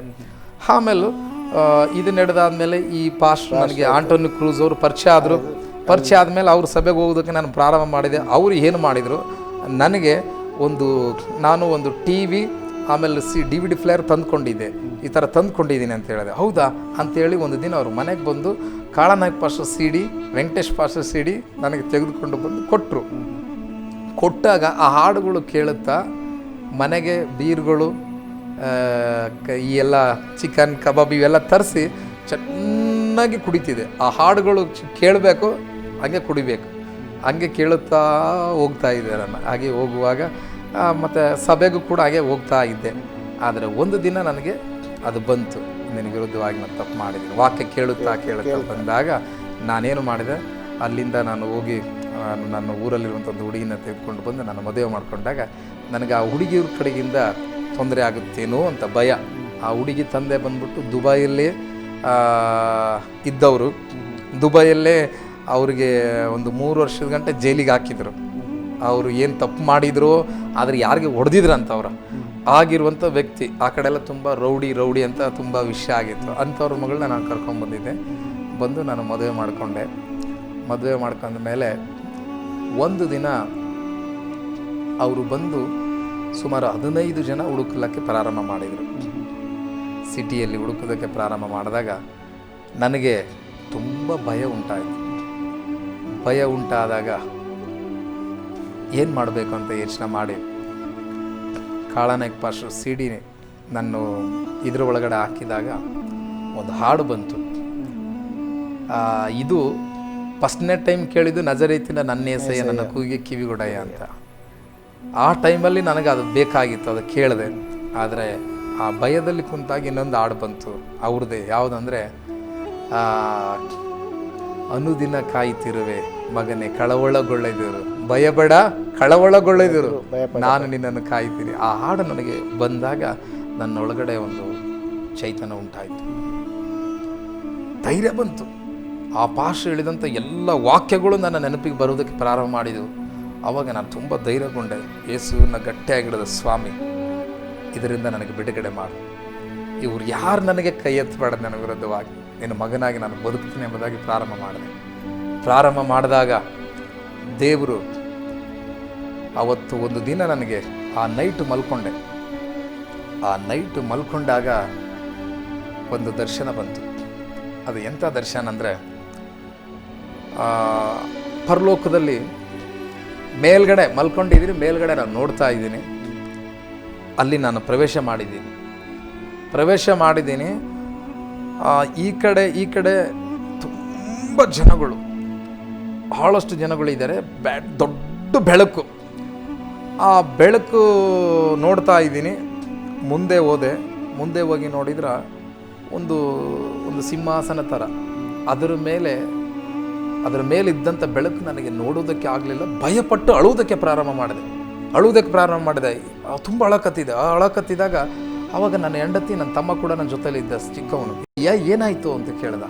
ಏನಾಯಿತು ಅಂದಾಗ, ಇಲ್ಲ ನಾನು ಅದು ಏನಂತ ಹೇಳಿ, ಆ ಸಿಂಹಾಸನ ಮೇಲೆ ಯಾರ ಕುಂತಾರ ಅದನ್ನು ನೋಡುವುದಕ್ಕೆ ನನಗೆ ಭಯ ಆಗ್ಬಿಟ್ಟಿದೆ ಅಂತ ತುಂಬ ನಡುವುದಕ್ಕೆ ನಾನು ಪ್ರಾರಂಭ ಮಾಡಿದಾಗ ಅವಾಗ ನನ್ನ ಹೆಂಡತಿ ತಟ್ಟಿ ಎಬ್ಬಿಸಿ, ನನ್ನ ತಮ್ಮ ಮೊನ್ನೆ ಪುನಃ ಎಬ್ಬಿಸಿದ್ರು. ಏನಾಯ್ತು ಎದ್ದಳು ಅಂತ. ತುಂಬ ಅಳುವುದಕ್ಕೆ ಪ್ರಾರಂಭ ಮಾಡಿದ್ನಲ್ಲ, ಏನಾಯಿತು ಅಂತ ಹೇಳಿದಾಗ, ಈಗಾಯಿತು ಅಂತ ಹೇಳಿದಾಗ, ನನ್ನ ತಮ್ಮ ಓದಿದ ಬೈಬಲ್ ಅಂತ ಚೆನ್ನಾಗಿ ಓದ್ತಾ ಇದ್ದಾನೆ, ಚಿಕ್ಕವನು. ಅವನು ಹೇಳಿದ, ಇದು ದೇವರು ನಿನಗೆ ದರ್ಶನ ಕೊಟ್ಟಿದ್ದಾನೆ, ಇನ್ನು ಮೇಲೆ ಪಾಪ ಮಾಡದಂತೆ ದೇವ್ರನ್ನ ಆದುಕೊಂಡು ಆತನ ಮಾರ್ಗದಲ್ಲಿ ನಡಿ ಎಂಬುದಾಗಿ ನನಗೆ ಆತನ ಹೇಳಿದಾಗ, ತಮ್ಮ ಹೇಳಿದಾಗ ನಾನು ದೇವ್ರನ್ನ ಅವತ್ತ ಕೇಳಿಕೊಂಡೆ, ನಿನಗಾಗಿ ನಾನು ಜೀವಿಸ್ತೀನಿ ಸ್ವಾಮಿ ಎಂಬುದಾಗಿ ಕೇಳಿಕೊಂಡಾಗ ಆಮೇಲೆ ಆ ಸಮಯದಲ್ಲಿ ಮಾರನೇ ದಿನ ಬೆಳಿಗ್ಗೆ ಅದೇ ಸಿಡಿ ಹಾಕಿದಾಗ ಕಾಳನಾಯಕ ಪಾಸ್ಟರ್ ಸಭೆಗೆ, ನನ್ನ ಮನೆಗೆ ಒಂದು 2 ಕಿಲೋಮೀಟರ್ ದೂರದಲ್ಲಿತ್ತು. ಪಾಸ್ಟರ್ನ ಮೀಟ್ ಮಾಡಿ ಅವ್ರ ಬಳಿಗೆ ಹೋದಾಗ ಅವ್ರ ಸಭೆಗೆ ಹೋಗೋದಕ್ಕೆ ಪ್ರಾರಂಭ ಮಾಡಿದೆ. ಅವರು ಸಾಕ್ಷಿ ಕೇಳಿದಾಗ ಒಂದು ನಿರ್ಧಾರ ಮಾಡಿಕೊಂಡೆ, ಸ್ವಾಮಿ ಇಂಥ ವ್ಯಕ್ತಿನ ಹಿಡ್ಕೊಂಡಿದ್ಯಾ, ಏಡ್ಸ್ ರೋಗದಲ್ಲಿದ್ದಂಥ ಈ ವ್ಯಕ್ತಿನ ಅದರಿಂದ ಬಿಡುಗಡೆ ಮಾಡಿ ಇಷ್ಟು ಉತ್ತಮವಾಗಿ ಹಾಡುಗಳು ಬರೆಯಂಗೆ ನೀನು ಮಾಡಿದೆಲ್ಲಪ್ಪ ಸ್ವಾಮಿ, ನನ್ನ ಜೀವಿತದಲ್ಲಿ ಕೂಡ ಓದುವುದಕ್ಕೆ ಕಲಿಸಿಕೊಡು, ಬರೆಯುವುದಕ್ಕೆ ಕಲಿಸಿಕೊಡು. ಓದಬೇಕಂತ ಎಷ್ಟೋ ಆಸೆ ಇತ್ತು, ನನಗಾಗಲಿಲ್ಲ. ಬರಿಬೇಕಂತ ಎಷ್ಟೋ ಆಸೆ ಇತ್ತು, ನನಗಾಗಲಿಲ್ಲಪ್ಪ. ಈ ಕಲಿಸಿಕೊಡಪ್ಪ. ಆತನ ನಂಬಿದ ದೇವರು ನೀನೇ, ನಾನು ನಿನ್ನನ್ನು ನಂಬಿದ್ದೇನಲ್ಲ, ಇದು ನನಗೆ ಒದಗಿಸು ಎಂಬುದಾಗಿ ನಾನು ಕೇಳಿಕೊಂಡಾಗ ಅದು ನನಗೆ ಗುರ್ತಾಗಲಿಲ್ಲ. ನಾನು ಈ ಕಲಿಯೋದಕ್ಕೆ ಪ್ರಾರಂಭ ಮಾಡಿದೆ. ಅದು ಬರುತ್ತಾ ಬೈಬಲ್ ಓದಿದೆ. ಆ ಬೈಬಲ್ ಓದಿದಾಗ ಆಮೇಲೆ ಹಾಡುಗಳು ಹಾಡೋದಕ್ಕೆ ಪ್ರಾರಂಭ ಮಾಡಿದೆ. ನನ್ನ ಹಾಡೋದಾಗೆ ಅನೇಕರು ನಗ್ತಾ ಇದ್ರು, ನನ್ನ ಹೆಂಡತಿ, ನನ್ನ ತಮ್ಮದವರು, ಕೆಲವೊಬ್ಬರು ಎಲ್ಲ ನಗ್ತಾ ಇದ್ರು. ಆ ಥರ ನಾನು ಹಾಡೋದಕ್ಕೆ ಪ್ರಾರಂಭ ಮಾಡಿದೆ. ನಗುವಂತಾಗ ಅವ್ರು ನಗ್ತಾ ಇದ್ರು. ಯಾಕಂದರೆ ನೀವು ಯೇಸು ಸ್ವಾಮಿಯನ್ನು ಸ್ವಂತ ರಕ್ಷೆ ಅಂಗೀಕರಿಸಿದ ಮೇಲೆ ಆದ ಅನುಭವಗಳಿದೆ. ಹೌದು, ಅನುಭವ. ಅವಾಗ ನಾನು ಅದನ್ನು ಇನ್ನು ಹಾಡೋದಕ್ಕೆ ಪ್ರಾರಂಭ ಮಾಡಿದಾಗ ಯೇಸು ಸ್ವಾಮಿನ ಒಂದು ಹಾಡು ಕೇಳಿದೆ, ಸ್ವಾಮಿ ಒಂದೇ ಒಂದು ಹಾಡು ಕೊಡಪ್ಪ, ನಿನ್ನ ಉಪಕಾರಗಳನ್ನು ನೆನೆಸಿ ನಾನು ಹಾಡಬೇಕು ಸ್ವಾಮಿ ಎಂಬುದಾಗಿ ಕೇಳಿಕೊಂಡೆ. ಆವಾಗ ದೇವರು ನನಗೆ ಆ ಹಾಡಿನ ಒಂದು ವರ ಕೊಟ್ಟರು, ಬರೆಯುವುದಕ್ಕೆ. ಇವತ್ತು ಬರೆಯಂಗೆ ದೇವ್ರ ಕೃಪೆ ಮಾಡಿದರು. ಯಾಕಂದರೆ ನೀವು ಒಂದು ಕ್ಲಾಸ್ ಒಂದು ದಿವಸ ಹೋದವರು, ಒಂದು ಸ್ಕೂಲಿಗೆ ಹೋಗಲಿಲ್ಲ. ಒಂದು ದಿನ ಅಂದರೆ 2 ಅವರ್ 2 ಗಂಟೆ ಮಾತ್ರ ಒಂದು ಸ್ಕೂಲಲ್ಲಿ ಕೂತು, ಅದು ಕೂಡ ಪೆಟ್ಟು ತಿಂದು ಹೊರಗೆ ಬಂದಂಥ ವ್ಯಕ್ತಿ ತಂದೆಯಿಂದ. ಯಾಕೆಂದರೆ ಸ್ಕೂಲ್ ಕಲಿಯುವಂಥ ಒಂದು ಅವಕಾಶ ಇಲ್ಲ ನಿಮಗೆ, ಖಂಡಿತ. ಆದರೂ ಈ ಒಂದು ಯಾಕೆಂದರೆ ಒಂದು ಕಾಳನಾಯಕ ಪಾಸ್ಟರ್ ಅವರ ಜೀವಿತದಲ್ಲಿ ದೇವರು ಅಂಥ ಒಂದು ಅದ್ಭುತವನ್ನು ಮಾಡಿ ದೇವರು ನನಗೆ ಕೂಡ ಆ ಒಂದು ನಂಬಿಕೆ ನಿಮಗೆ ಬಂತು. ಅವರ ಜೀವಿತವನ್ನು ಆ ರೀತಿಯಾಗಿ ಮಾಡಿ ಅವರನ್ನು ಒಳ್ಳೆ ಒಂದು ಬರೆಯುವಂಥ ವ್ಯಕ್ತಿಯನ್ನಂತೆ ಮಾಡಿ ದೇವರು ನನ್ನನ್ನು ಕೂಡ ಬರೆದು ಮಾಡಲಿಕ್ಕೆ ಶಕ್ತನು, ನನಗೆ ವಿದ್ಯಾಭ್ಯಾಸ ಕಲಿಸಲಿಕ್ಕೆ ಶಕ್ತನು. ಆ ಒಂದು ನಂಬಿಕೆಯಿಂದ ನೀವು ಪ್ರಾರ್ಥಿಸುವಂಥ ಸಮಯದಲ್ಲಿ ನಿಮ್ಮಲ್ಲಿರುವಂಥ ಒಂದು ದಾಹ, ಆ ಒಂದು ಬಾಯಾರಿಕೆಯನ್ನು ನೋಡಿದಂಥ ದೇವರು ಅವರು ನಿಮಗೆ ಕೂಡ ಬರೆಯುವುದಕ್ಕೆ ಕಲಿಯುವುದಕ್ಕೆ ದೇವರು ಕಲಿಸಿಕೊಟ್ರು. ಯಾಕಂದರೆ ಅನೇಕರು ಬರೀಲಿಕ್ಕೆ ಕಲಿ ಸ್ಕೂಲಿಗೆ ಹೋಗಬೇಕು, ಒಂದು ಸ್ವಲ್ಪ ಸಣ್ಣ ಪ್ರಾಯದಲ್ಲಿ ಹೋಗಿ ಟೀಚರ್ಸ್ಗಳ ಮೂಲಕ ಕೈಯಲ್ಲಿ ಬರೆಸಿ ಈ ಬರೆದು ಮತ್ತೆ ಅವರು, ಆದರೆ ದೇವರು ನಂಬುವಾಗ, ದೇವರ ಹತ್ರ ಕೇಳುವಾಗ ದೇವರು ನಿಮಗೆ ಬರೀಲಿಕ್ಕೆ ಕಲಿಸಿಕೊಟ್ರು, ಓದಲಿಕ್ಕೆ ಕಲಿಸಿಕೊಟ್ರು, ಬೈಬಲ್ ಓದಲಿಕ್ಕೆ ಪ್ರಾರಂಭ ಮಾಡಿದ್ದೀರಿ. ಹೌದು. ಮುಂದೇನಾಯ್ತು? ಮುಂದೆ ನಾನು ಕೇಳಿಕೊಂಡದಕ್ಕಿಂತ ಹೆಚ್ಚಾಗಿ ದೇವರು ವಾಕ್ಯ ಹೇಳುತ್ತದೆ, ನೀನು ಕೇಳುವುದಕ್ಕಿಂತಲೂ ಆಲೋಚಿಸೋದಕ್ಕಿಂತಲೂ ಅಧಿಕವಾಗಿ ದೇವರು ಮಾಡ್ತಾನಂತ. ಅದರಂಗೆ ನನ್ನ ಜೀವಿತದಲ್ಲಿ ನನಗೆ ಓದುವುದಕ್ಕೆ ದೇವರು ಕಲಿಸಿಕೊಟ್ರು, ಬರೆಯುವುದಕ್ಕೆ ಕಲಿಸಿಕೊಟ್ರು. ಹಾಡುಗಳು, ದೇವರು ಆತ್ಮನಿಂದ ಕೆಲವು ಹಾಡುಗಳು ನನ್ನ ಒಳಗಡೆ ಹೊರಬಂದು ನಾನಿವತ್ತು ಒಂದು 2 ವಾಲ್ಯೂಮ್ CD ಮಾಡಿದ್ದೀನಿ.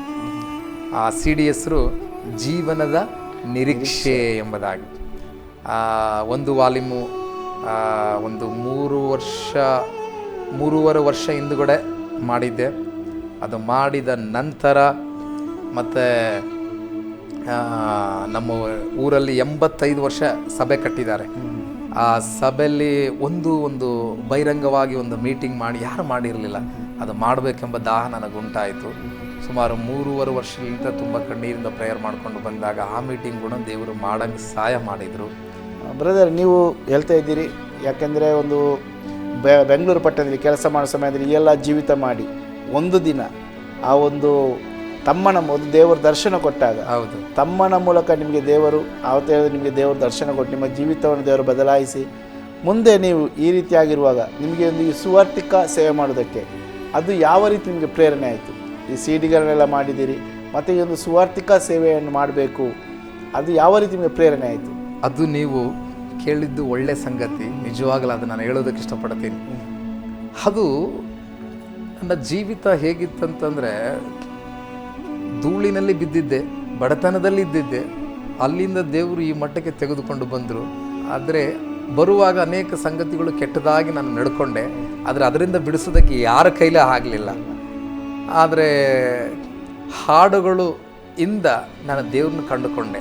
ಆ ಹಾಡಿಂದ ನಾನು ಅಂದುಕೊಂಡೆ, ಪಾಸ್ಟರ್ದು ಸಾಕ್ಷಿ ಕೇಳಿದ್ದೀವಿ, ಈ ಹಾಡಿನಿಂದ ಸ್ವಾಮಿ ನಾನು ನಿನ್ನನ್ನು ಕಂಡುಕೊಂಡಿದ್ದೀನಲ್ಲಪ್ಪ, ಇವರ ಹಾಗೆ ನಾನು ನಿನಗೋಸ್ಕರ ಹಾಡುಗಳು ಬರಿಬೇಕು, ನಿನಗೋಸ್ಕರ ಹಾಡಬೇಕು, ಆ ಹಾಡುಗಳಿಂದ ಅನೇಕ ನಿನ್ನನ್ನು ಕಂಡುಕೊಳ್ಬೇಕೆಂಬುದಾಗಿ ನಾನು ನಿರ್ಧಾರ ಮಾಡಿಕೊಂಡಾಗ ಆ ವೈರಾಗ್ಯದಲ್ಲಿ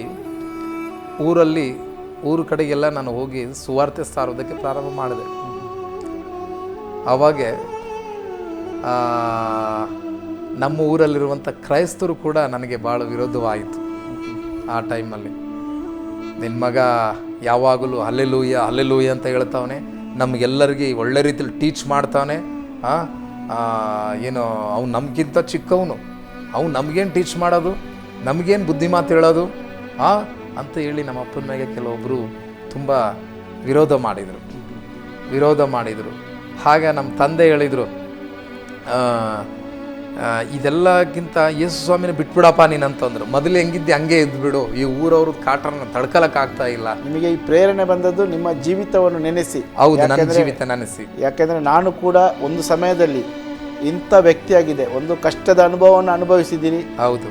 ಎರಡನೇದಾಗಿ ಹಣವನ್ನು ಮಾಡಿ ಹಣದ ಜೀವಿತ ಯಾವುದು, ಅದರಿಂದ ಬರುವ ಸಂತೋಷ ಏನು, ಹೌದು, ಅದರಿಂದ ಬರುವ ಸುಖ ಏನು, ಅದನ್ನು ಕೂಡ ನೀವು ಅನುಭವಿಸಿದ್ದೀರಿ. ಹೌದು. ಕೊನೆಗೆ ತನ್ನ ತಾಯಿಯನ್ನು ಕಳೆದುಕೊಂಡಾಗ ಹೌದು, ಆ ನೋವಿನ ಅನುಭವ ಎಲ್ಲವನ್ನು ಕಳೆದುಕೊಂಡ ಮೇಲೆ ಕೊನೆಗೆ ಆ ಒಂದು ಯೇಸು ಸ್ವಾಮಿಯ ಹಾಡಿನ ಮೂಲಕ, ಹೌದು, ಆ ಹಾಡನ್ನು ಕೇಳಿ ತನ್ನ ಜೀವಿತದಲ್ಲಿ ದೇವರು ಮಾಡಿದ ಕಾರ್ಯವನ್ನು ಪುನಃ ನಿಮಗೆ ಒಂದು ಆಯಿತು. ನಾನು ಕೂಡ ಹಾಡು ಹಾಡಿ ಅನೇಕರು ನನ್ನಂತೆ ಎಷ್ಟೋ ಜನರು ಇದ್ದಾರೆ, ಅವರಿಗೆ ಹೋಗಿ ಆ ಒಂದು ನನ್ನ ಹಾಡಿನ ಮೂಲಕ ದೇವರ ಸಂದೇಶವನ್ನು ಅವರ ಬಳಿಗೆ ಕೊಂಡೋಗಬೇಕು, ಅವರನ್ನು ಕೂಡ ದೇವರ ರಾಜ್ಯಕ್ಕೆ ನಡೆಸಬೇಕು. ಅವರು ಕೂಡ ಅನೇಕರು ನನ್ನಾಗಿ ಅನೇಕ ಕಷ್ಟದಲ್ಲಿರ್ಬೋದು, ಕಣ್ಣೀರಲ್ಲಿರ್ಬೋದು. ಯಾಕಂದರೆ ನಿಮ್ಮ ಹಳ್ಳಿಯಲ್ಲಿ ಮೊದಲು ಹೇಳ್ತಿದ್ರಿ, ಅಲ್ಲಿ ಊಟಕ್ಕೆ ಆಹಾರ ಇರಲಿಲ್ಲ, ಕಷ್ಟದ ಊರು. ಯಾಕೆ ಅಂಥ ಒಂದು ಪರಿಸ್ಥಿತಿ, ಆ ಜನಗಳಿಗೆ ಹೋಗಿ ನನ್ನಾಗಿ ಎಷ್ಟೋ ಯೌವನಸ್ಥರು, ಎಷ್ಟೋ ಮಕ್ಕಳು ಇದ್ದಾರೆ, ಅವರಿಗೆ ಕೂಡ ಹೋಗಿ ತಿಳಿಸಬೇಕು.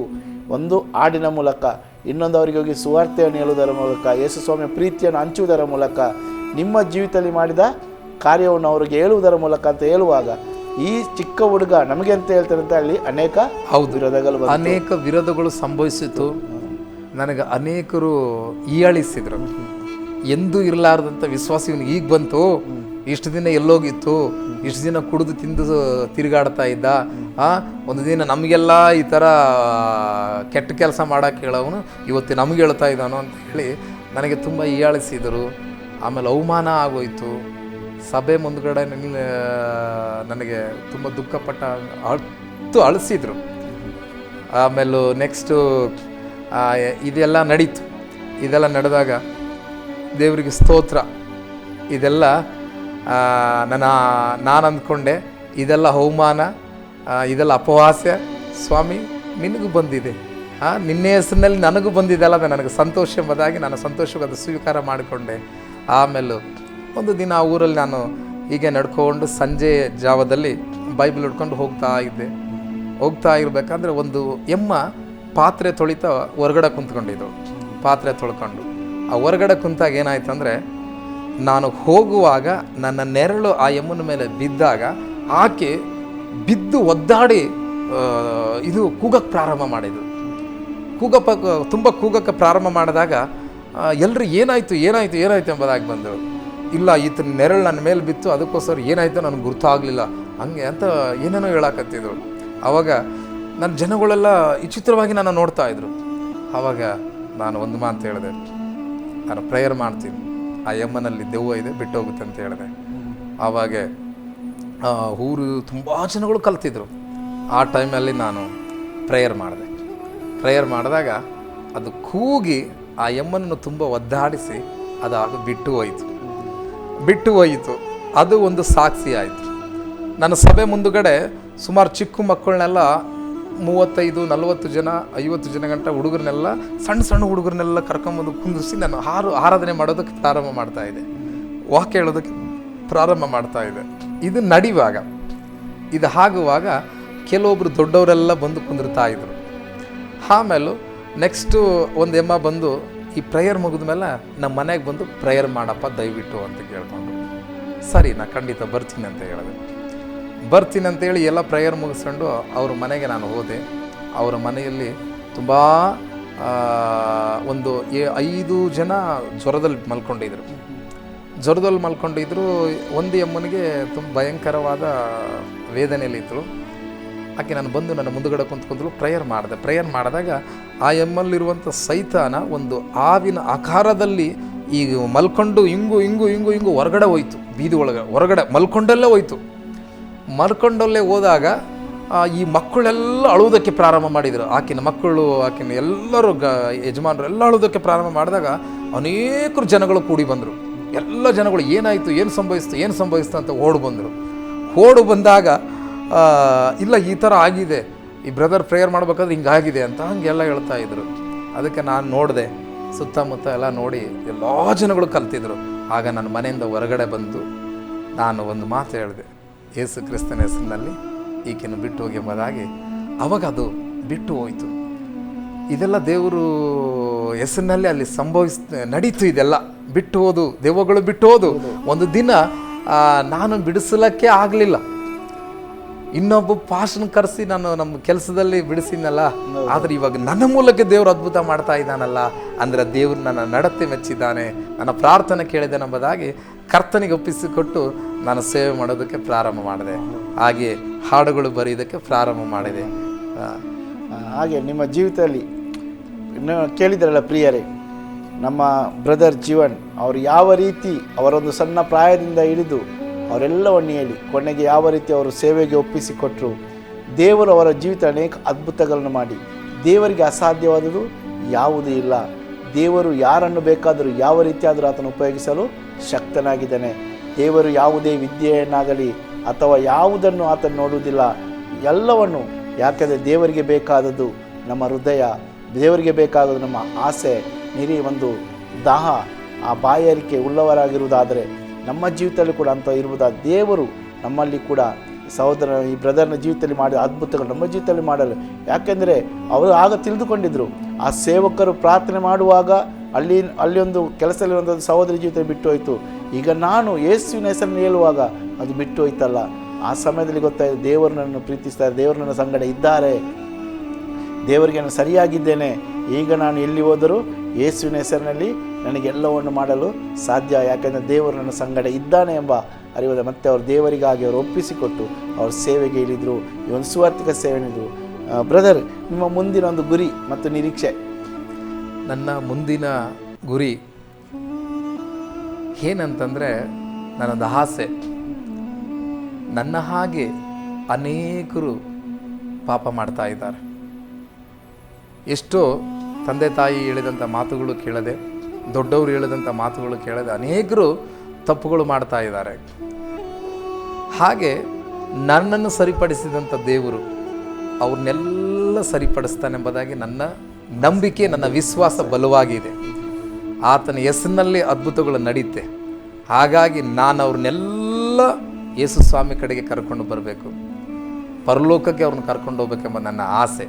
ನನ್ನ CDS ಏನಿದೆ ಅಂದರೆ ಜೀವನದ ನಿರೀಕ್ಷೆ ಎಂಬುದಾಗಿ, ಅದು ನನ್ನ ಜೀವನದ ನಿರೀಕ್ಷೆ ಆಗಿದೆ.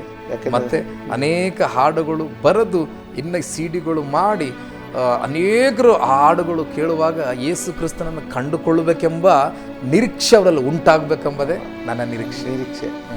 ನಿಜವಾಗಿ ಪ್ರಿಯರೇ, ನೀವು ಕೇಳಿದ್ದೀರಿ, ಅವರ ಒಂದು CD ಇದೆ, ಜೀವನದ ನಿರೀಕ್ಷೆ. ಯಾಕೆಂದರೆ ಅವರ ನಿರೀಕ್ಷೆ ಕೂಡ ಅದೇ. ಈ ಒಂದು ಹಾಡುಗಳ ಮೂಲಕ, ನಾನು ಬರೆಯುವಂಥ, ನಾನು ಹೇಳುವಂಥ ಒಂದೊಂದು ಹಾಡುಗಳ ಮೂಲಕ ಅವರೆಲ್ಲರೂ ಕರ್ತನಾದ ಯೇಸು ಸ್ವಾಮಿಯನ್ನು ತಿಳಿದುಕೊಳ್ಳಬೇಕು, ಅವರೆಲ್ಲ ರಕ್ಷಿಸಲ್ಪಡಬೇಕು, ಆ ಪರಲೋಕದ ಬಗ್ಗೆ ನಿತ್ಯ ಜೀವನ ಹೊಂದಿಕೊಳ್ಳಬೇಕು. ಅವರು ನಮ್ಮ ಹಾಗೆ, ಅವ್ರು ಹೇಳ್ತಿದ್ದಾರೆ ನನ್ನ ಹಾಗೆ. ಯಾಕೆ ಅನೇಕ ಕಷ್ಟದಲ್ಲಿ, ಕಣ್ಣೀರಿನಲ್ಲಿ, ವೇದನೆಯಲ್ಲಿ, ದುಃಖದಲ್ಲಿ, ಸಮಸ್ಯೆಗಳಲ್ಲಿ ಹಾದು ಹೋಗುತ್ತಿರುವಂಥ ಜನರ ಬಳಿಗೆ ನನ್ನ ಹಾಡುಗಳು ತಲುಪಬೇಕು, ನನಗೆ ಇನ್ನೆಚ್ಚಾಗಿ CD ಮಾಡಬೇಕು. ಇದನ್ನು ವೀಕ್ಷಿಸ್ತಿರುವಂಥ ಪ್ರಿಯರೇ, ನಿಮ್ಮಲ್ಲಿ ನನ್ನ ಒಂದು ವಿನಂತಿ, ಸಹೋದರನಿಗಾಗಿ ನೀವು ಕೇಳಿದ್ದೀರಿ, ಅವರ ಜೀವಿತದಲ್ಲಿ ಅವರಿಗಾಗಿ ಪ್ರಾರ್ಥಿಸಿ, ಅವರು ಇನ್ನೆಚ್ಚಾಗಿ ಅನೇಕ CD ಬಿಡುಗಡೆ ಮಾಡುವುದಕ್ಕಾಗಿ, ದೇವರವರಿಗೆ ಇನ್ನೆಚ್ಚಾದ ಹಾಡುಗಳನ್ನು ಕೊಡುವುದಕ್ಕಾಗಿ, ಅವ್ರನ್ನ ಇನ್ನೆಚ್ಚಾಗಿ ಸೇವೆಯಲ್ಲಿ ದೇವರು ಉಪಯೋಗಿಸುವುದಕ್ಕಾಗಿ. ಪ್ರಿಯರೇ, ಇವರು ಹೇಳಿದ ಪ್ರತಿಯೊಂದು ಅವರ ಜೀವಿತದಲ್ಲಿ ದೇವರು ಮಾಡಿದ ಕಾರ್ಯಗಳು ನೀವು ಕೇಳಿದ್ದೀರಿ. ಯಾಕೆಂದರೆ ನೀವು ಕೇಳುವಾಗ ನಿಮ್ಮ ಜೀವಿತದಲ್ಲೂ ಕೂಡ ಯಾವುದೇ ಪರಿಸ್ಥಿತಿ ಇರುವುದಾದರೂ ನಿಮ್ಮ ಪರಿಸ್ಥಿತಿಯನ್ನು ಮಾರ್ಪಡಿಸಲು ಆತನು ಶಕ್ತನಾಗಿದ್ದಾನೆ. ನಮ್ಮಿಂದ ಯಾವುದು ಸಾಧ್ಯವಿಲ್ಲ ಅಂತ ನಾವು ಹೇಳುವುದಾದರೂ ದೇವರಿಗೆಲ್ಲವೂ ಸಾಧ್ಯ. ಯಾಕಂದರೆ ದೇವರ ವಾಕ್ಯದಲ್ಲಿ ನೋಡ್ತೇವೆ ಪ್ರಿಯರೇ, ಅಸಾಧ್ಯವಾದುಂಟು ನನಗೆಲ್ಲವೂ ಸಾಧ್ಯ ಎಂದಿಲ್ಲ ದೇವರು. ಎಲ್ಲವನ್ನು ಸಾಧ್ಯವಾಗಿ ಮಾಡುವ ದೇವರು ನಮ್ಮ ದೇವರು ಸರ್ವಶಕ್ತನಾದ ದೇವರಾಗಿದ್ದಾನೆ. ಆತನು ನಮ್ಮ ಯೇಸು ಆಗಿದ್ದಾನೆ. ಪ್ರಿಯರೇ, ಈವರೆಗೆ ಈ ಒಂದು ಸುವಾರ್ತಿಕ ಈ ಕಾರ್ಯಕ್ರಮವನ್ನು ನೀವು ಕೇಳ್ತಾ ಇದ್ದೀರಿ. ಈ ಒಂದು ಈ ಕಾರ್ಯಕ್ರಮದಲ್ಲಿ ನೀವು ಆಶ್ವಸಲ್ಪಟ್ಟಿದ್ದೀರಿ, ನೀವು ಉತ್ತೇಜನವಾಗಿದೆ ಅಂತ ನಾನು ನಂಬುತ್ತೇನೆ. ಪ್ರಿಯರೇ, ಈ ಒಂದು ಸುವಾರ್ತಿಕ ಕಾರ್ಯಕ್ರಮಕ್ಕೆ ಇನ್ನೊಂದು ಅತಿಥಿಯೊಂದಿಗೆ ಬರುವವರೆಗೆ ಈ ಒಂದು ಆಸರೆ ನೀವು ವೀಕ್ಷಿಸ್ತಾ ಇರಿ. ವಂದನೆಗಳು.